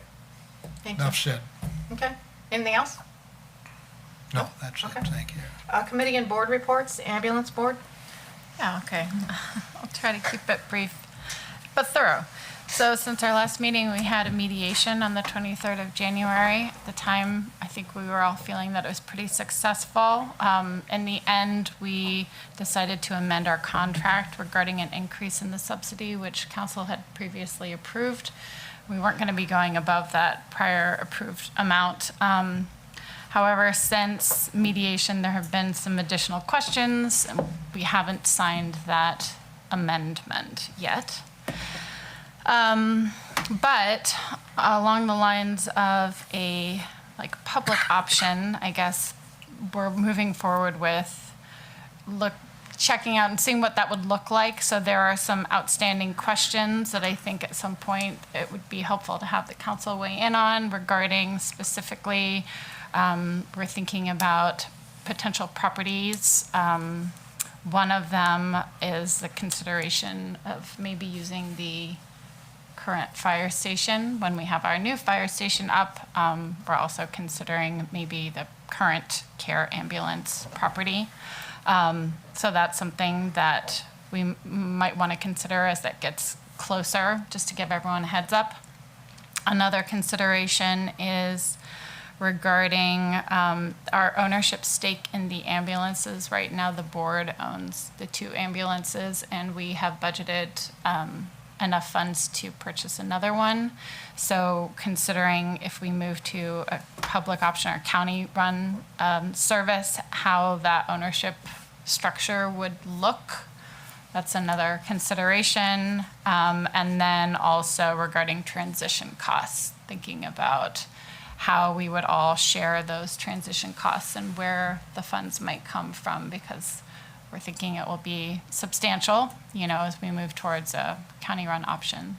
So those are the things that we're thinking about moving forward. What were some of the questions that prevented the city from signing that agreement? Can you speak to them? Yeah, so I guess just along the lines of what we have been concerned about previously, which is just the continued performance under the current terms of the contract. And maybe, I don't know, John, do you want to speak more specifically? I'm not certain. Yeah, I can. Yeah. We have in your materials tonight the single paragraph summary of what our agreement was out of mediation. And basically, the gist of it was that we would agree to a $10,000 increase in the subsidy each pay period was every month. That was going to go through next October 1st. All three entities, All three entities would create the $10,000 a month so an extra increase. $30,000 per month. Yeah, so, yes. No, an extra $10,000 a month, and we all split that. 3,300. So every And- month was $33.30, Okay. and then for Okay. the period That's right, remaining, that's right, we'd okay. be spending 90. The rest of it is that we said this amendment isn't intended to open the door to any other amendment in this contract. The contract stays as it is. It's in full force and effect as though it was not touched except for this $10,000 boost. And that meant we presumed two things, basically. One is they were going to stay on course as far as the E911 service that kind of brought this all to a head. We were worried that we wouldn't have emergency service. The ambulance was short-staffed. They said they could cover their obligation. That is where we walked from at the time of our mediation ending. We were comfortable that we're going to have an ambulance always on the first emergency call, and within 15 minutes, we're going to have a backup emergency ambulance and staff within 15 minutes. They also, in their contract, it was provided that would be 12 hours assured on the second ambulance and then 12 hours on call. When they noticed us in December that they were going to not be able to meet the second ambulance, that prompted us to get an injunction to make them do both.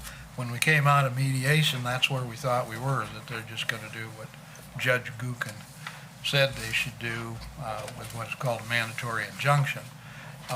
What we got in the last few days after the mediation is notification from a man named Chris Bodenstadt, who's overseeing the local operation, that they are going to refuse, at their discretion, to take ordinary daily transports, which is running somebody from the nursing home to the hospital, running somebody from the hospital to Ottumwa for an ordinary procedure that isn't an emergency, and that essentially they expect us to be aware that we may have to do something else to come up with the extra transport that they don't feel they have a complete obligation to perform.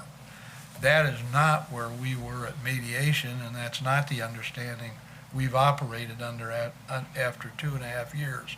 We had a discussion this morning for 2 hours down at the hospital about, is there a way you can read the 11-page contract so that it says that, or you get that result from it? And there are probably a couple of phrases in that whole agreement that give you the impression maybe they can back away from doing that.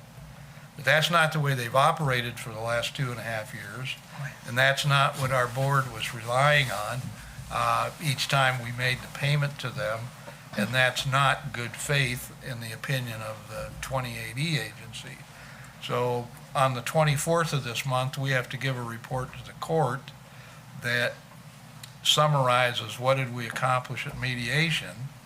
I think there will be some back and forth communication with CARE ambulance in the meantime, but they've been wondering, have we approved at the county level, the city level, and the hospital board levy the one paragraph summary of the mediation result. And our response this morning from all three entities was, we're not going along with this change they're making here in February of 2023 after 2.5 years of them doing it the way we believed the contract was to be read. And we're kind of steamed about it, frankly. The report will be written by Vanessa Willman. I constantly confuse her with a movie star. Shame on me. But anyway, the county attorney and myself, and it'll get run past you on email or something. I don't think we have to have a special meeting about it. When we report to the court on the 24th, we will have a hearing following up the report to the court on the 27th. It just happens to be our meeting day also.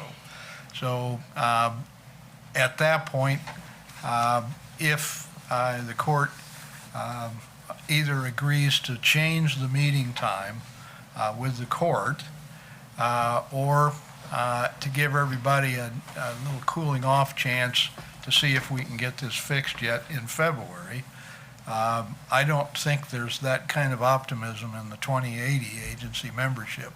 Are you optimistic, Liz? No, I'm not, unfortunately. Yeah, it's a toughie right now because we thought the emergency service issue was the whole show. They threw us a curve on this. I don't think they played us.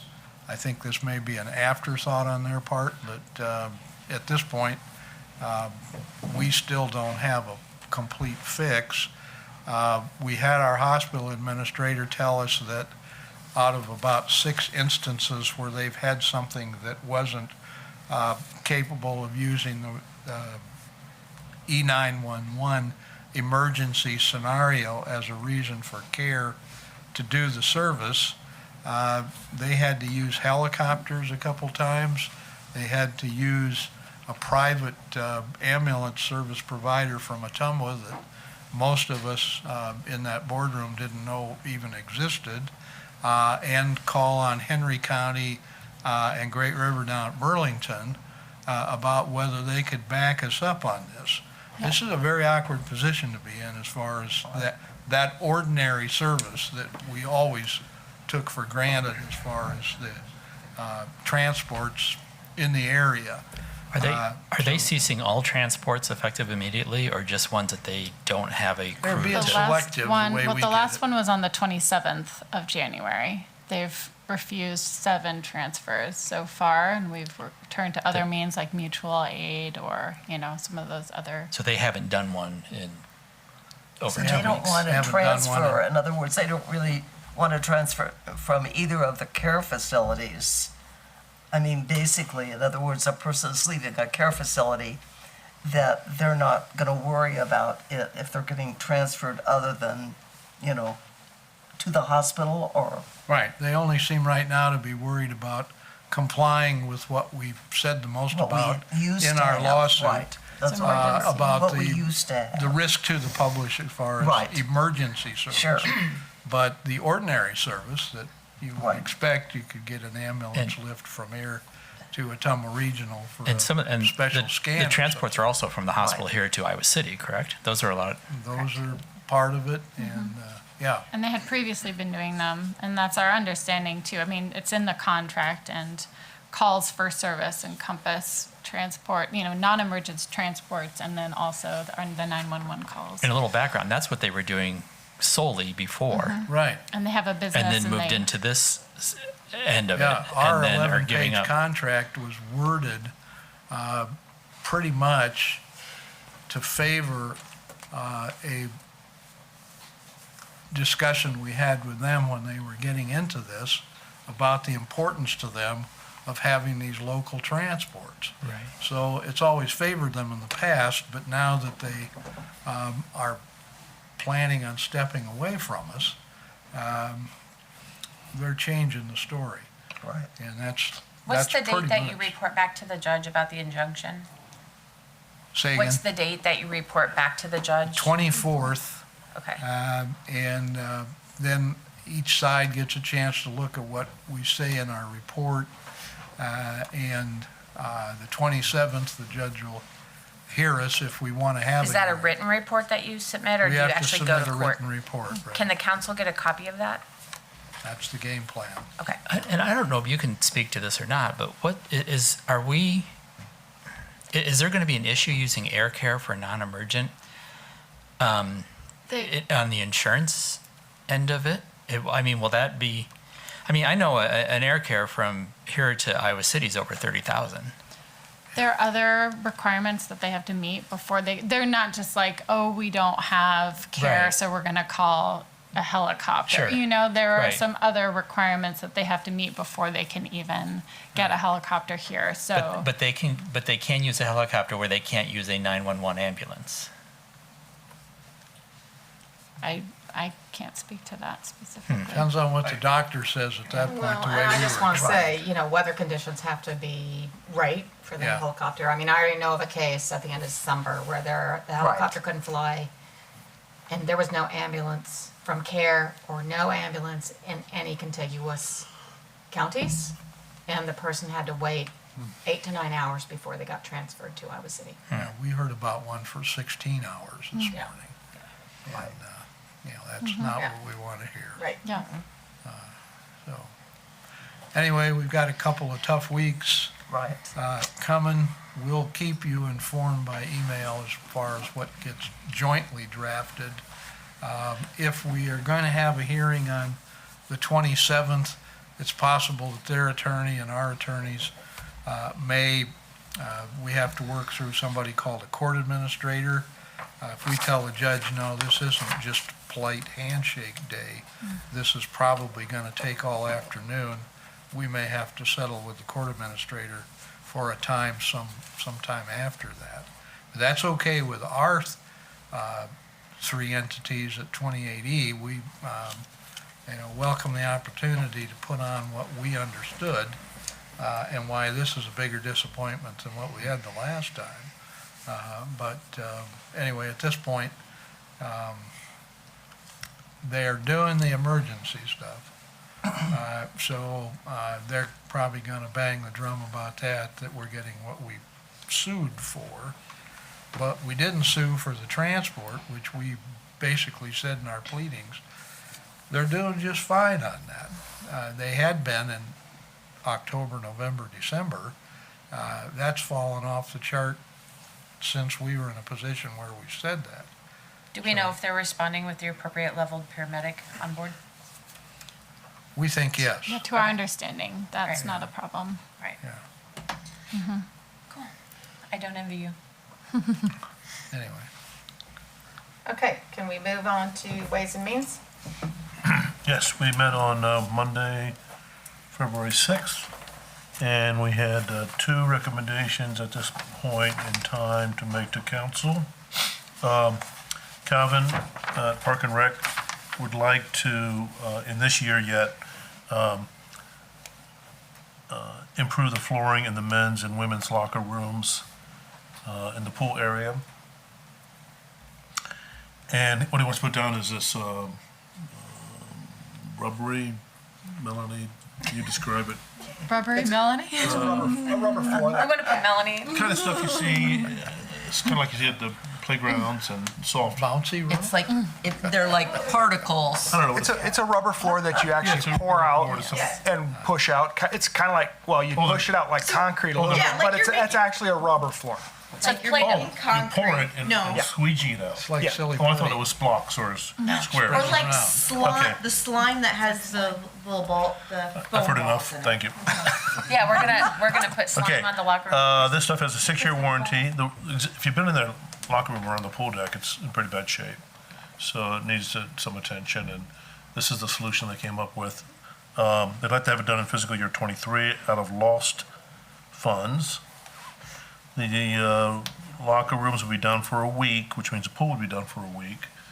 And the cost is on the order of $37,627. 6-year warranty, 20-year lifetime. So the cost is $37,627.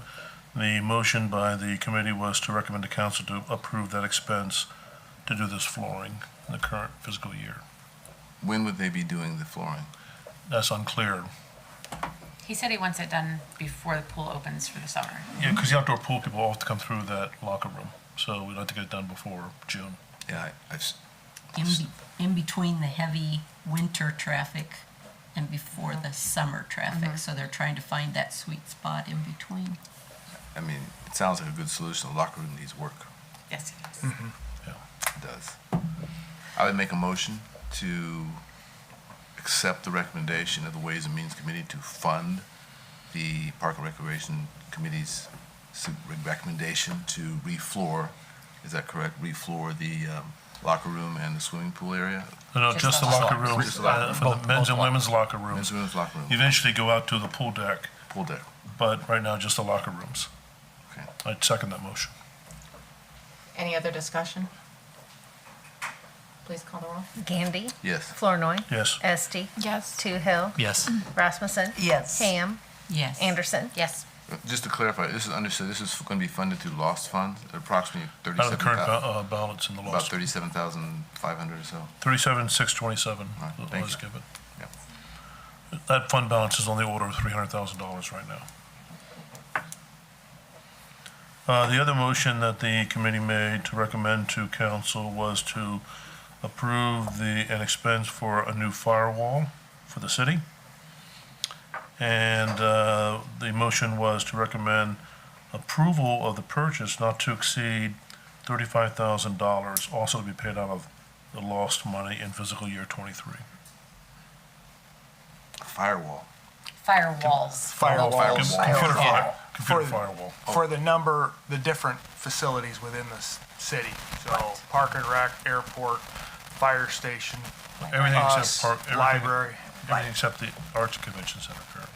So and this, not the not the police station. this would Okay, improve police our, station and Arts and Convention Center are not included.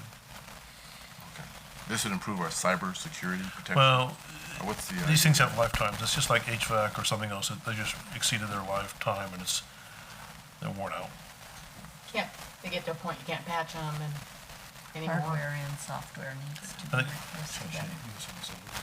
Yeah, I mean, Katie I wants to just, speak to yeah, I wanted to speak to this. So we had the quote presented, or I had requested a copy of the quote, and I can't remember, it's like 7 or 9 firewalls. And by nature of my lovely husband, I questioned them because the cost seemed extravagant. And we went online and we priced out based on their specifications. We priced out all the different firewalls that they had in their quote, and on average, they're charging us $1,000 over retail, in addition to a $50,000 contract that we pay them every year. So right now, the most recent contract I could find through Rebecca was signed back in 2018 for $4,691.52 a month, times 12 months. So we're currently under contract, probably has been updated a little bit since then. The contract just renews each year Yeah. unless we change it. So we're contracted for $56,298 to these people annually. On average, we're paying over $10,000 more than that annually. And now they want us to replace our firewalls at over $1,000 per piece over what we could log in and buy them on ourselves. And so I was part of this conversation, which posed questions that night. I followed up with them. I've gotten online, I've done my own research. I'm not a tech person. I'm not going to pretend I know more than access systems. But I can tell you that we're already paying over $10,000 a year over our contracted amount. And now they're wanting to give us, I can't remember, it's like 7 or 9 firewalls with a markup of over $1,000 a piece on them. So I'm not very happy with the quote. I don't want the city to go down and be exposed in any way, shape, or form, cyber-wise. We've had a cyber situation in the past. Plenty of companies in town have had cyber situations, but this pricing seems through the roof. So what, if you can, what's the cost? Okay, so what do you think the cost would be for the, I mean, we had a not to exceed number here because we didn't know the exact amount that Access wanted to charge us. So we just went out onto, I used a couple different websites. Newegg was one of them, and obviously Amazon, the almighty Amazon. And I was able to find them on average for at least, if not more than $1,000 less a piece per unit, per piece of So hardware. what was the base cost for the unit purchased that you saw? $2,000? 2,200 was the highest I could find them on Amazon So, for a and 40 gate. How many do we need? I can't do, does anyone have that? I gotta pull it up. I'd have to I'm trying pull it to up. pull it up. I had it pulled up earlier and then, Well, if we need 9, that'd be $18,000 roughly. well, it was like 32, well, savings of 18,000? No, that's the Well, that's how cost much would be it costs. to purchase them. Yeah. It's, Unless they're you- charging us almost double what we could go out and buy them for. And we're paying them over 50,000, well, technically, we're paying them over $60,000 a Okay. year. What do you get for your 56,000 a year? Monthly Well, backups, keeping it cloud up or storage. something? But with Staying regard to the current? firewalls, they'll have markup for profit. They'll have cost to install. There'll be markup on the cost to install for profit. I mean, could we get I don't know what the fair price is. That's the thing, we don't know what the fair Yeah. price is. What is Was this that? quote including the labor to install? We never saw one, that's why we Yes. put not to exceed 35,000, That's just part of ballparked it. it. Yeah. The total cost was 29,000 and some change. The cost is replacing all the firewalls, doing the installation, and then, of course, making sure everything's up to date at this point. Which, why isn't that covered under the 60+ thousand we're paying them annually? Good question. Okay. I can't answer that one. All right, they do maintenance, but they don't do this kind of maintenance, I imagine. They That's would a say that special that's. project. Yeah, they would say that's probably outside the cost of their That would- normal maintenance program. That would, They that would do- suggest a review of the contract, wouldn't it? I mean, you're asking why isn't it covered in the contract? Or a committee should look at the contract. If it's If it's a important. contract that was signed in 2018 and we're exceeding it by over Well- 10 grand a year, it probably does. It's just a need recommendation, we don't have to accept it. Right. We could ask them to give us a better quote.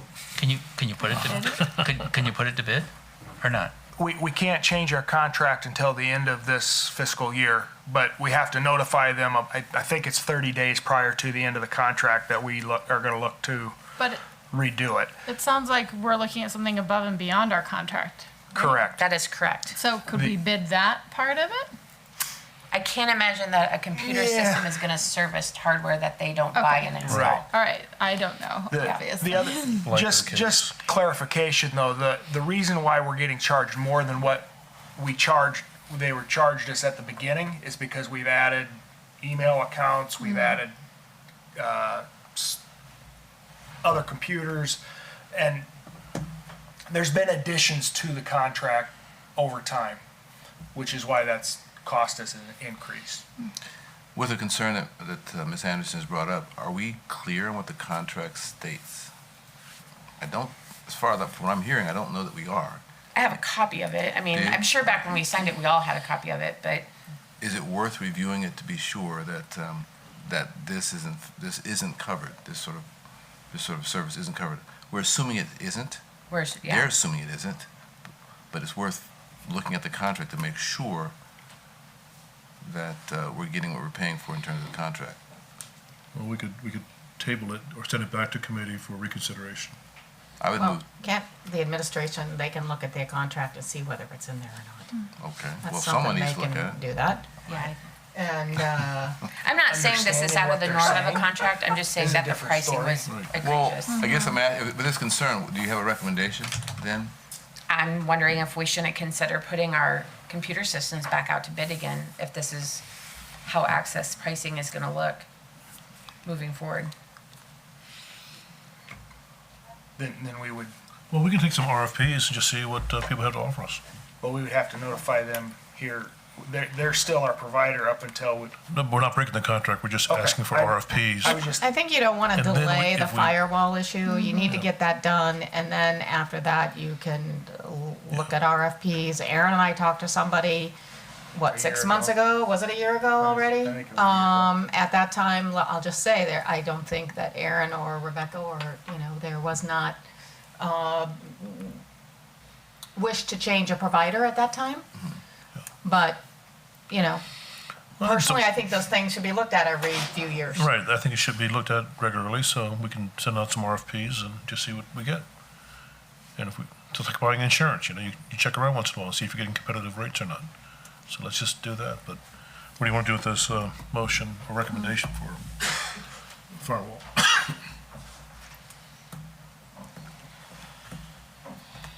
What's the recommendation of the Ways and Means? To go ahead and purchase it, not to exceed $35,000.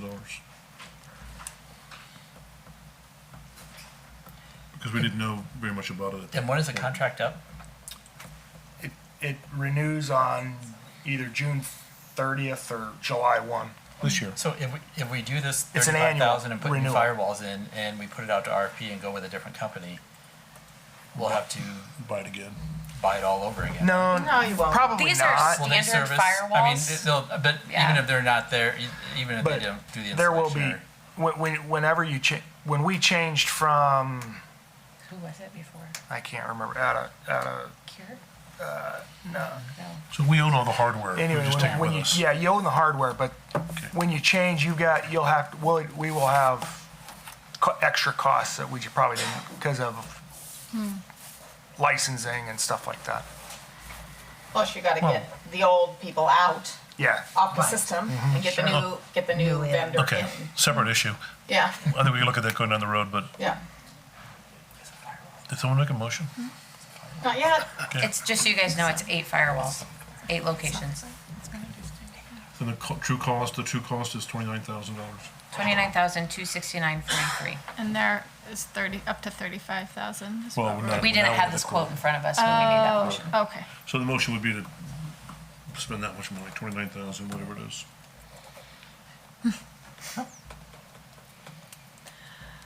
I move that Okay. we approve. So up to 30,000. you know, the cost Well, we is have the actual quote 29 now, so and some we know. change, so. We put this in TE, not to exceed, because we didn't know how much it was. Okay. Yeah, we got this after the meeting, or at least I requested it. So we were I in the heard a dark. motion from Yeah. Elizabeth Yeah. to move forward on this contract. Yeah, accept the recommendation. Not to exceed 30,000, is that correct? No, for this specific bid price. 20. 29,000. Oh, $29,269.43. Second. Okay, it's been moved and seconded to accept this bid to install the firewalls. Any other discussion? Please call the roll. Esti, Yes. Flournoy, Yes. Anderson, No, Rasmussen, Yes. Toohill, Yes. Yes. Ham. Yes. Thank you. That passed with 1 no vote. Water and Sewer Utilities Committee? Who's gonna talk on Want me to that? do that, Mark? We met earlier this evening. We had 4 things on the agenda. The first one was, without being site-specific, is a request to council. It's always been policy that a sewer request can only be made once per property per owner. Sewer reduction request, I'm sorry. And we were talking and wondering if we could make a request to council to consider additional request on a case-by-case basis on waiving sewer charges. When the water doesn't go down the drain. When the water, yeah, well, I mean, But that's That- not that a would be one-time why per we would bring it lifetime to with the council. owner? Yeah, there was a situation where a business 8 years ago had a request, and they had another water leak outside, and whether or not, the policy is right now we can't consider it because they've already had a request 8 years ago. Is that written down somewhere? Or we looked at, Yes. we looked into this one other time. Yeah, so. why would we? In our request is not to pass it or anything like that or recommend it, but just a request to council that this can be considered on a case-by-case basis by the Water and Sewer Committee. Well, I would wonder why we would have a policy like that. I mean, if we didn't spend the money to clean Right. the water up. Why? We're not out anything because there's no sewer charges on the water that doesn't go down the sewer. Are we talking an ordinance change? Is that an ordinance? I don't think it's an It's not an ordinance. ordinance, It's a policy. Yeah, I'd say let's look at It's the probably policy. a policy I think we should that's a look at the policy. problem Yeah. compared to statute of limitations rules that apply contractually. If somebody has a circumstance that probably should be considered on a case-by-case basis under our terms of use of our water or sewer or whatever, probably the district court's gonna say, well, about once every 5 years, you're just like any other business. You need to look at what happened in the last 5 years, but then it goes over the dam. And most of these kinds of entities or situations that come up like that, unless you've got a written agreement that extends you out farther than that as far as what's implied, you're probably stuck with what you can do in the last 5 years. So I don't know 5 years versus 8 years or whatever, what the fact circumstance was, but I'd say probably if our policy is to refuse it if it happens more than once in 5 years, we're probably likely to get upheld. I think if we start spreading it out over somebody's lifetime, I don't think that's probably going to be held to be unreasonable Yeah, I think and that's not true. related to the circumstance. Well, we don't want to encourage people not taking care of something initially Right, because they think they can get it waived additional times. We don't want to encourage people with swimming pools not to have it metered separately, thinking they can just dump the water and No, not we pay don't. the, I agree refill with and that. not pay the sewer fee. So that's why I guess a case-by-case situation would be what we're asking. Well, could the committee come back with a written policy revision? Sure. That's what I would say, just come back with a, I guess we just need to find what the actual one is now and just, yeah. I guess, just reword it a little bit, because I wouldn't want to leave anything out that's, should be in there, but, yeah, That might be. yeah, that's fine. I mean, that's all we're asking, I guess, is just if we can take a look at it, so. Let's see, the second one, I'm gonna skip the second one, I'll let Melanie come up at the end here. We had one at 309 West Washington, that is a rental property that had was normally running about just over $1,000 a month and had a $3,400 charge in 1 month. It had a broken pipe and a crawl space. They went in, repaired it, pumped out the water, and they're asking for a sewer reduction of $1,992.28. And we recommend that we approve that one. They're asking for how much? $1,992.28, which is the difference between the average and that. Is that a in that motion? period. The sewer portion of that change. 309 West Washington, no. That's not a motion? Oh, a motion, I thought you said was that Logan? No. I'm sorry. Is that a No. motion? Is that a motion? Yes, so yes. I would second the reduction. Okay, moved and seconded for a sewer reduction for 1992-98. Any other discussion? Not, please call the roll. Toohill, Yes. Anderson, Yes. Esti, Yes. Rasmussen, Yes. Gandy, Yes. Flournoy, Yes. Ham, Yes. The next one was 606 West Kirkwood.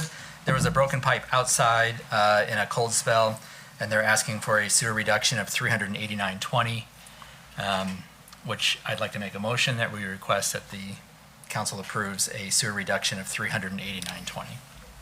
Second. Okay, any discussion? Not, please call the roll. Toohill, Yes. Gandy, Yes. Rasmussen, Yes. Anderson, Yes. Ham, Yes. Esti, Yes. And then the last one, Melanie will inform us.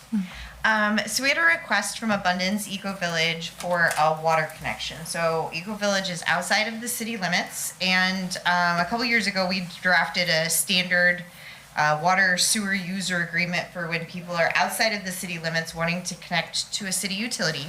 And the standard agreement outlines several items, but particularly says that the user does agree at the time of this agreement that at such time as the city of Fairfield determines it to be fiscally and geographically appropriate to annex the above described real estate, that the owner will cooperate in such annexation process and will execute appropriate voluntary annexation documentation. And so that's really great for the individual properties along the edge of Fairfield. We want to annex them when they come time. Eco-Village may be a different scenario. Not necessarily sure if it would be appropriate to annex them even once they were adjacent to the city limits. So that's why I brought it to the Water and Sewer Committee, wanting to make sure that we could still provide them with an emergency water service. They are looking for a water service to use as emergency only. They're wanting to only put a yard hydrant on it to fill their cisterns. We would intend to put in the agreement that it can only have the yard hydrant on there, and that any additional lines or plumbing would have to be approved in writing by the city. And then we would also propose in the agreement with them that there would have to be a check valve between the city system and their line.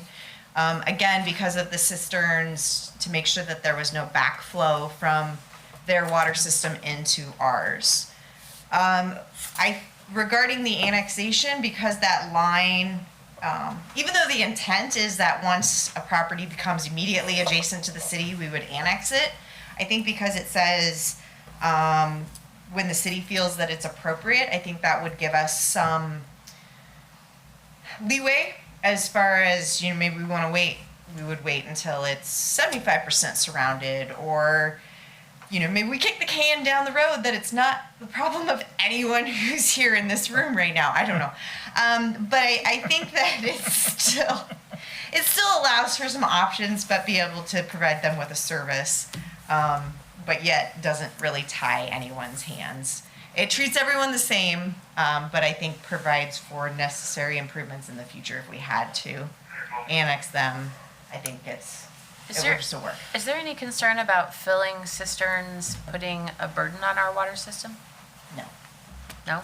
No, they're only asking for a 1-inch water line, Oh, okay. so they couldn't fill it They at a couldn't rate. fill it up that fast anyway. No, they couldn't Okay. fill it at a rate that would cause a problem. Okay. So we are, again, because this is a different situation than kind of a standard home asking for a water connection, that's why we're asking the council's approval to kind of enter into this agreement with Eco-Village. Do you think they would agree to some kind of indemnification clause? I've had conversations with prior Yeah. sanitarians and stuff. That is a hodgepodge out there of a whole bunch of different kinds of systems that are clever, but could probably expose people to liability. We've kind of, the water superintendent and I have talked about that. We feel like the check valve protects our system, but we've kind of wondered about that. And I will see that the gentleman that I've been working with from Abundant Eco Village has a background in city planning and very much understands where I'm coming from as far as any hesitancy regarding this connection. So I think we could certainly ask regarding the liability, because we kind of, indemnification, because Steve Redinger and I did talk about, how do we protect ourselves? Are there community cisterns, or are they independent for each? So it's a community Community. cistern. So would it be System. wise for the council to have John review it? Mhm. And then if there's concern, you bring it back to us? Is We can keep working with John. I mean, the base of this agreement was agreed to with John, and then since we're adding some language, we'll work with John on getting this done. Yeah. Okay. All right. Just bring it back, I guess. You want a motion? I don't think there's a need unless there's a specific concern to bring it back, so I I would see. just look for a motion to proceed. I will make a motion to proceed Okay, by Second. supplying water to fill cisterns. okay, and second by Rasmussen. Any further questions or discussion? All those in favor say aye. Aye. All those opposed, same sign. Okay, great. Thank you. Property committee? Yes, thank you, Mayor. The mayor has asked me to consider putting forth a motion to divide this meeting into two parts. The second part to be held approximately never. Is that correct? I'm not going to do that. Nothing good happens after 9 o'clock. You got 5 minutes. So the property committee met this afternoon, 5:30, and present at our meeting were all members of the property committee, myself as chair, Elizabeth Esty and Martha Rasmussen as members of the committee. Also present were our city administrator, Aaron Koiker, our city engineer and public works director, Melanie Carlson, and our mayor.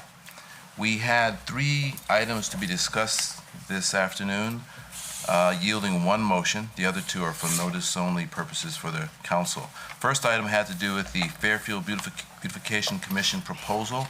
They'd submitted to the property committee a proposal that we consider adopting, or the city consider adopting some sort of spend to beautify the 2 abandoned railroad crossings in the city.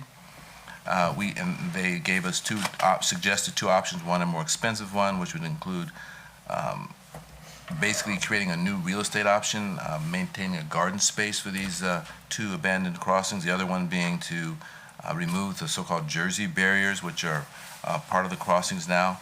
In our review of it, it was an opinion of the committee that while we understand the intent of the Beautification Committee's proposal, and we certainly welcome their interest in making this area more attractive, our resources as a city are limited. There are other areas of the city that have far more traffic, and our recommendation to the council is that the Beautification Committee focus on those areas that have more traffic, and because that would better serve the city. Example, entrances to the city, places where people leave the city, high traffic areas, those are the places where their talents can be used best to improve the attractiveness of the city for our citizens and for those who might visit. So our recommendation with regard to their suggestions about the 2 perhaps improvements to the abandoned railroad crossings is that the city take no action. And that instead the Beautification Commission use their talents and focus them elsewhere. Is that a motion? Or is that just no? I'm just giving notice of that. That's There's just no action. report. There's no action we're asking of the We committee. just recommended. Yeah, and we'll inform the Beautification Committee. Second item we spoke. So there is no motion actually going to be taken. The second item we discussed was a proposed amendment to the rental inspection timeline. One of our council members, Elizabeth Esty, was suggesting that the city consider perhaps reducing the amount of time between rental inspections from 4 years to a shorter period of time, maybe 2 years. And we had a discussion about that. There's no proposal or recommendation to the city at this point, other than we, as a committee, are going to look into this further and perhaps at some point in the future come back with a more concrete proposal. So that's item number 2. I've just got 10 minutes left, Mayor. The third item is county-city property negotiation. Our city administrator, Aaron Koiker, wanted to let the city know that there's been some discussion about perhaps the county and the city maybe switching building or swapping buildings. The county now owns the First National Bank drive-up, which is immediately south, I believe, of Walmart, the old Walmart location, roughly. North. North of the old Walmart location. And we, of course, we have our current care ambulance service headquartered south of the hospital, the health center, and there's maybe some discussion, maybe switching those buildings for different uses. So that's something we're going to be talking about as the county appears to be moving forward with this county-run ambulance service. So that's just something we want to bring to the council's attention, so you're aware that that's something that may be being talked about further. And as there's more information or more decisions that need to be made, we'll bring it to the county, the council's consideration for further review. That's what took place at our meeting. There was a 4th item that was not on the agenda, that Melanie brought up. Do you want to speak to that briefly? All right, it was not on the agenda, so we'll bring that up at the appropriate time. So that constitutes our report, Mayor. Thank you. Administrator and department reports. Aaron said he has one thing. One thing. Budget is moving forward. As you can tell, we have the max levy here, public hearing and approval here at the next council meeting. Ways and Means is going to meet on the 16th of this week to discuss the rest of the budget so that we can get that all into a better place to finalize that for the council meeting. So it is moving forward. What time is that meeting? 7 o'clock. Okay, Melanie, do you have any department report? No department reports from you? No. Okay, I'll take a motion to adjourn. So moved. Moved by Toohill. Second by Ham. All those in favor say aye. Aye. Opposed, same sign. That's why Meeting adjourned. I reached over.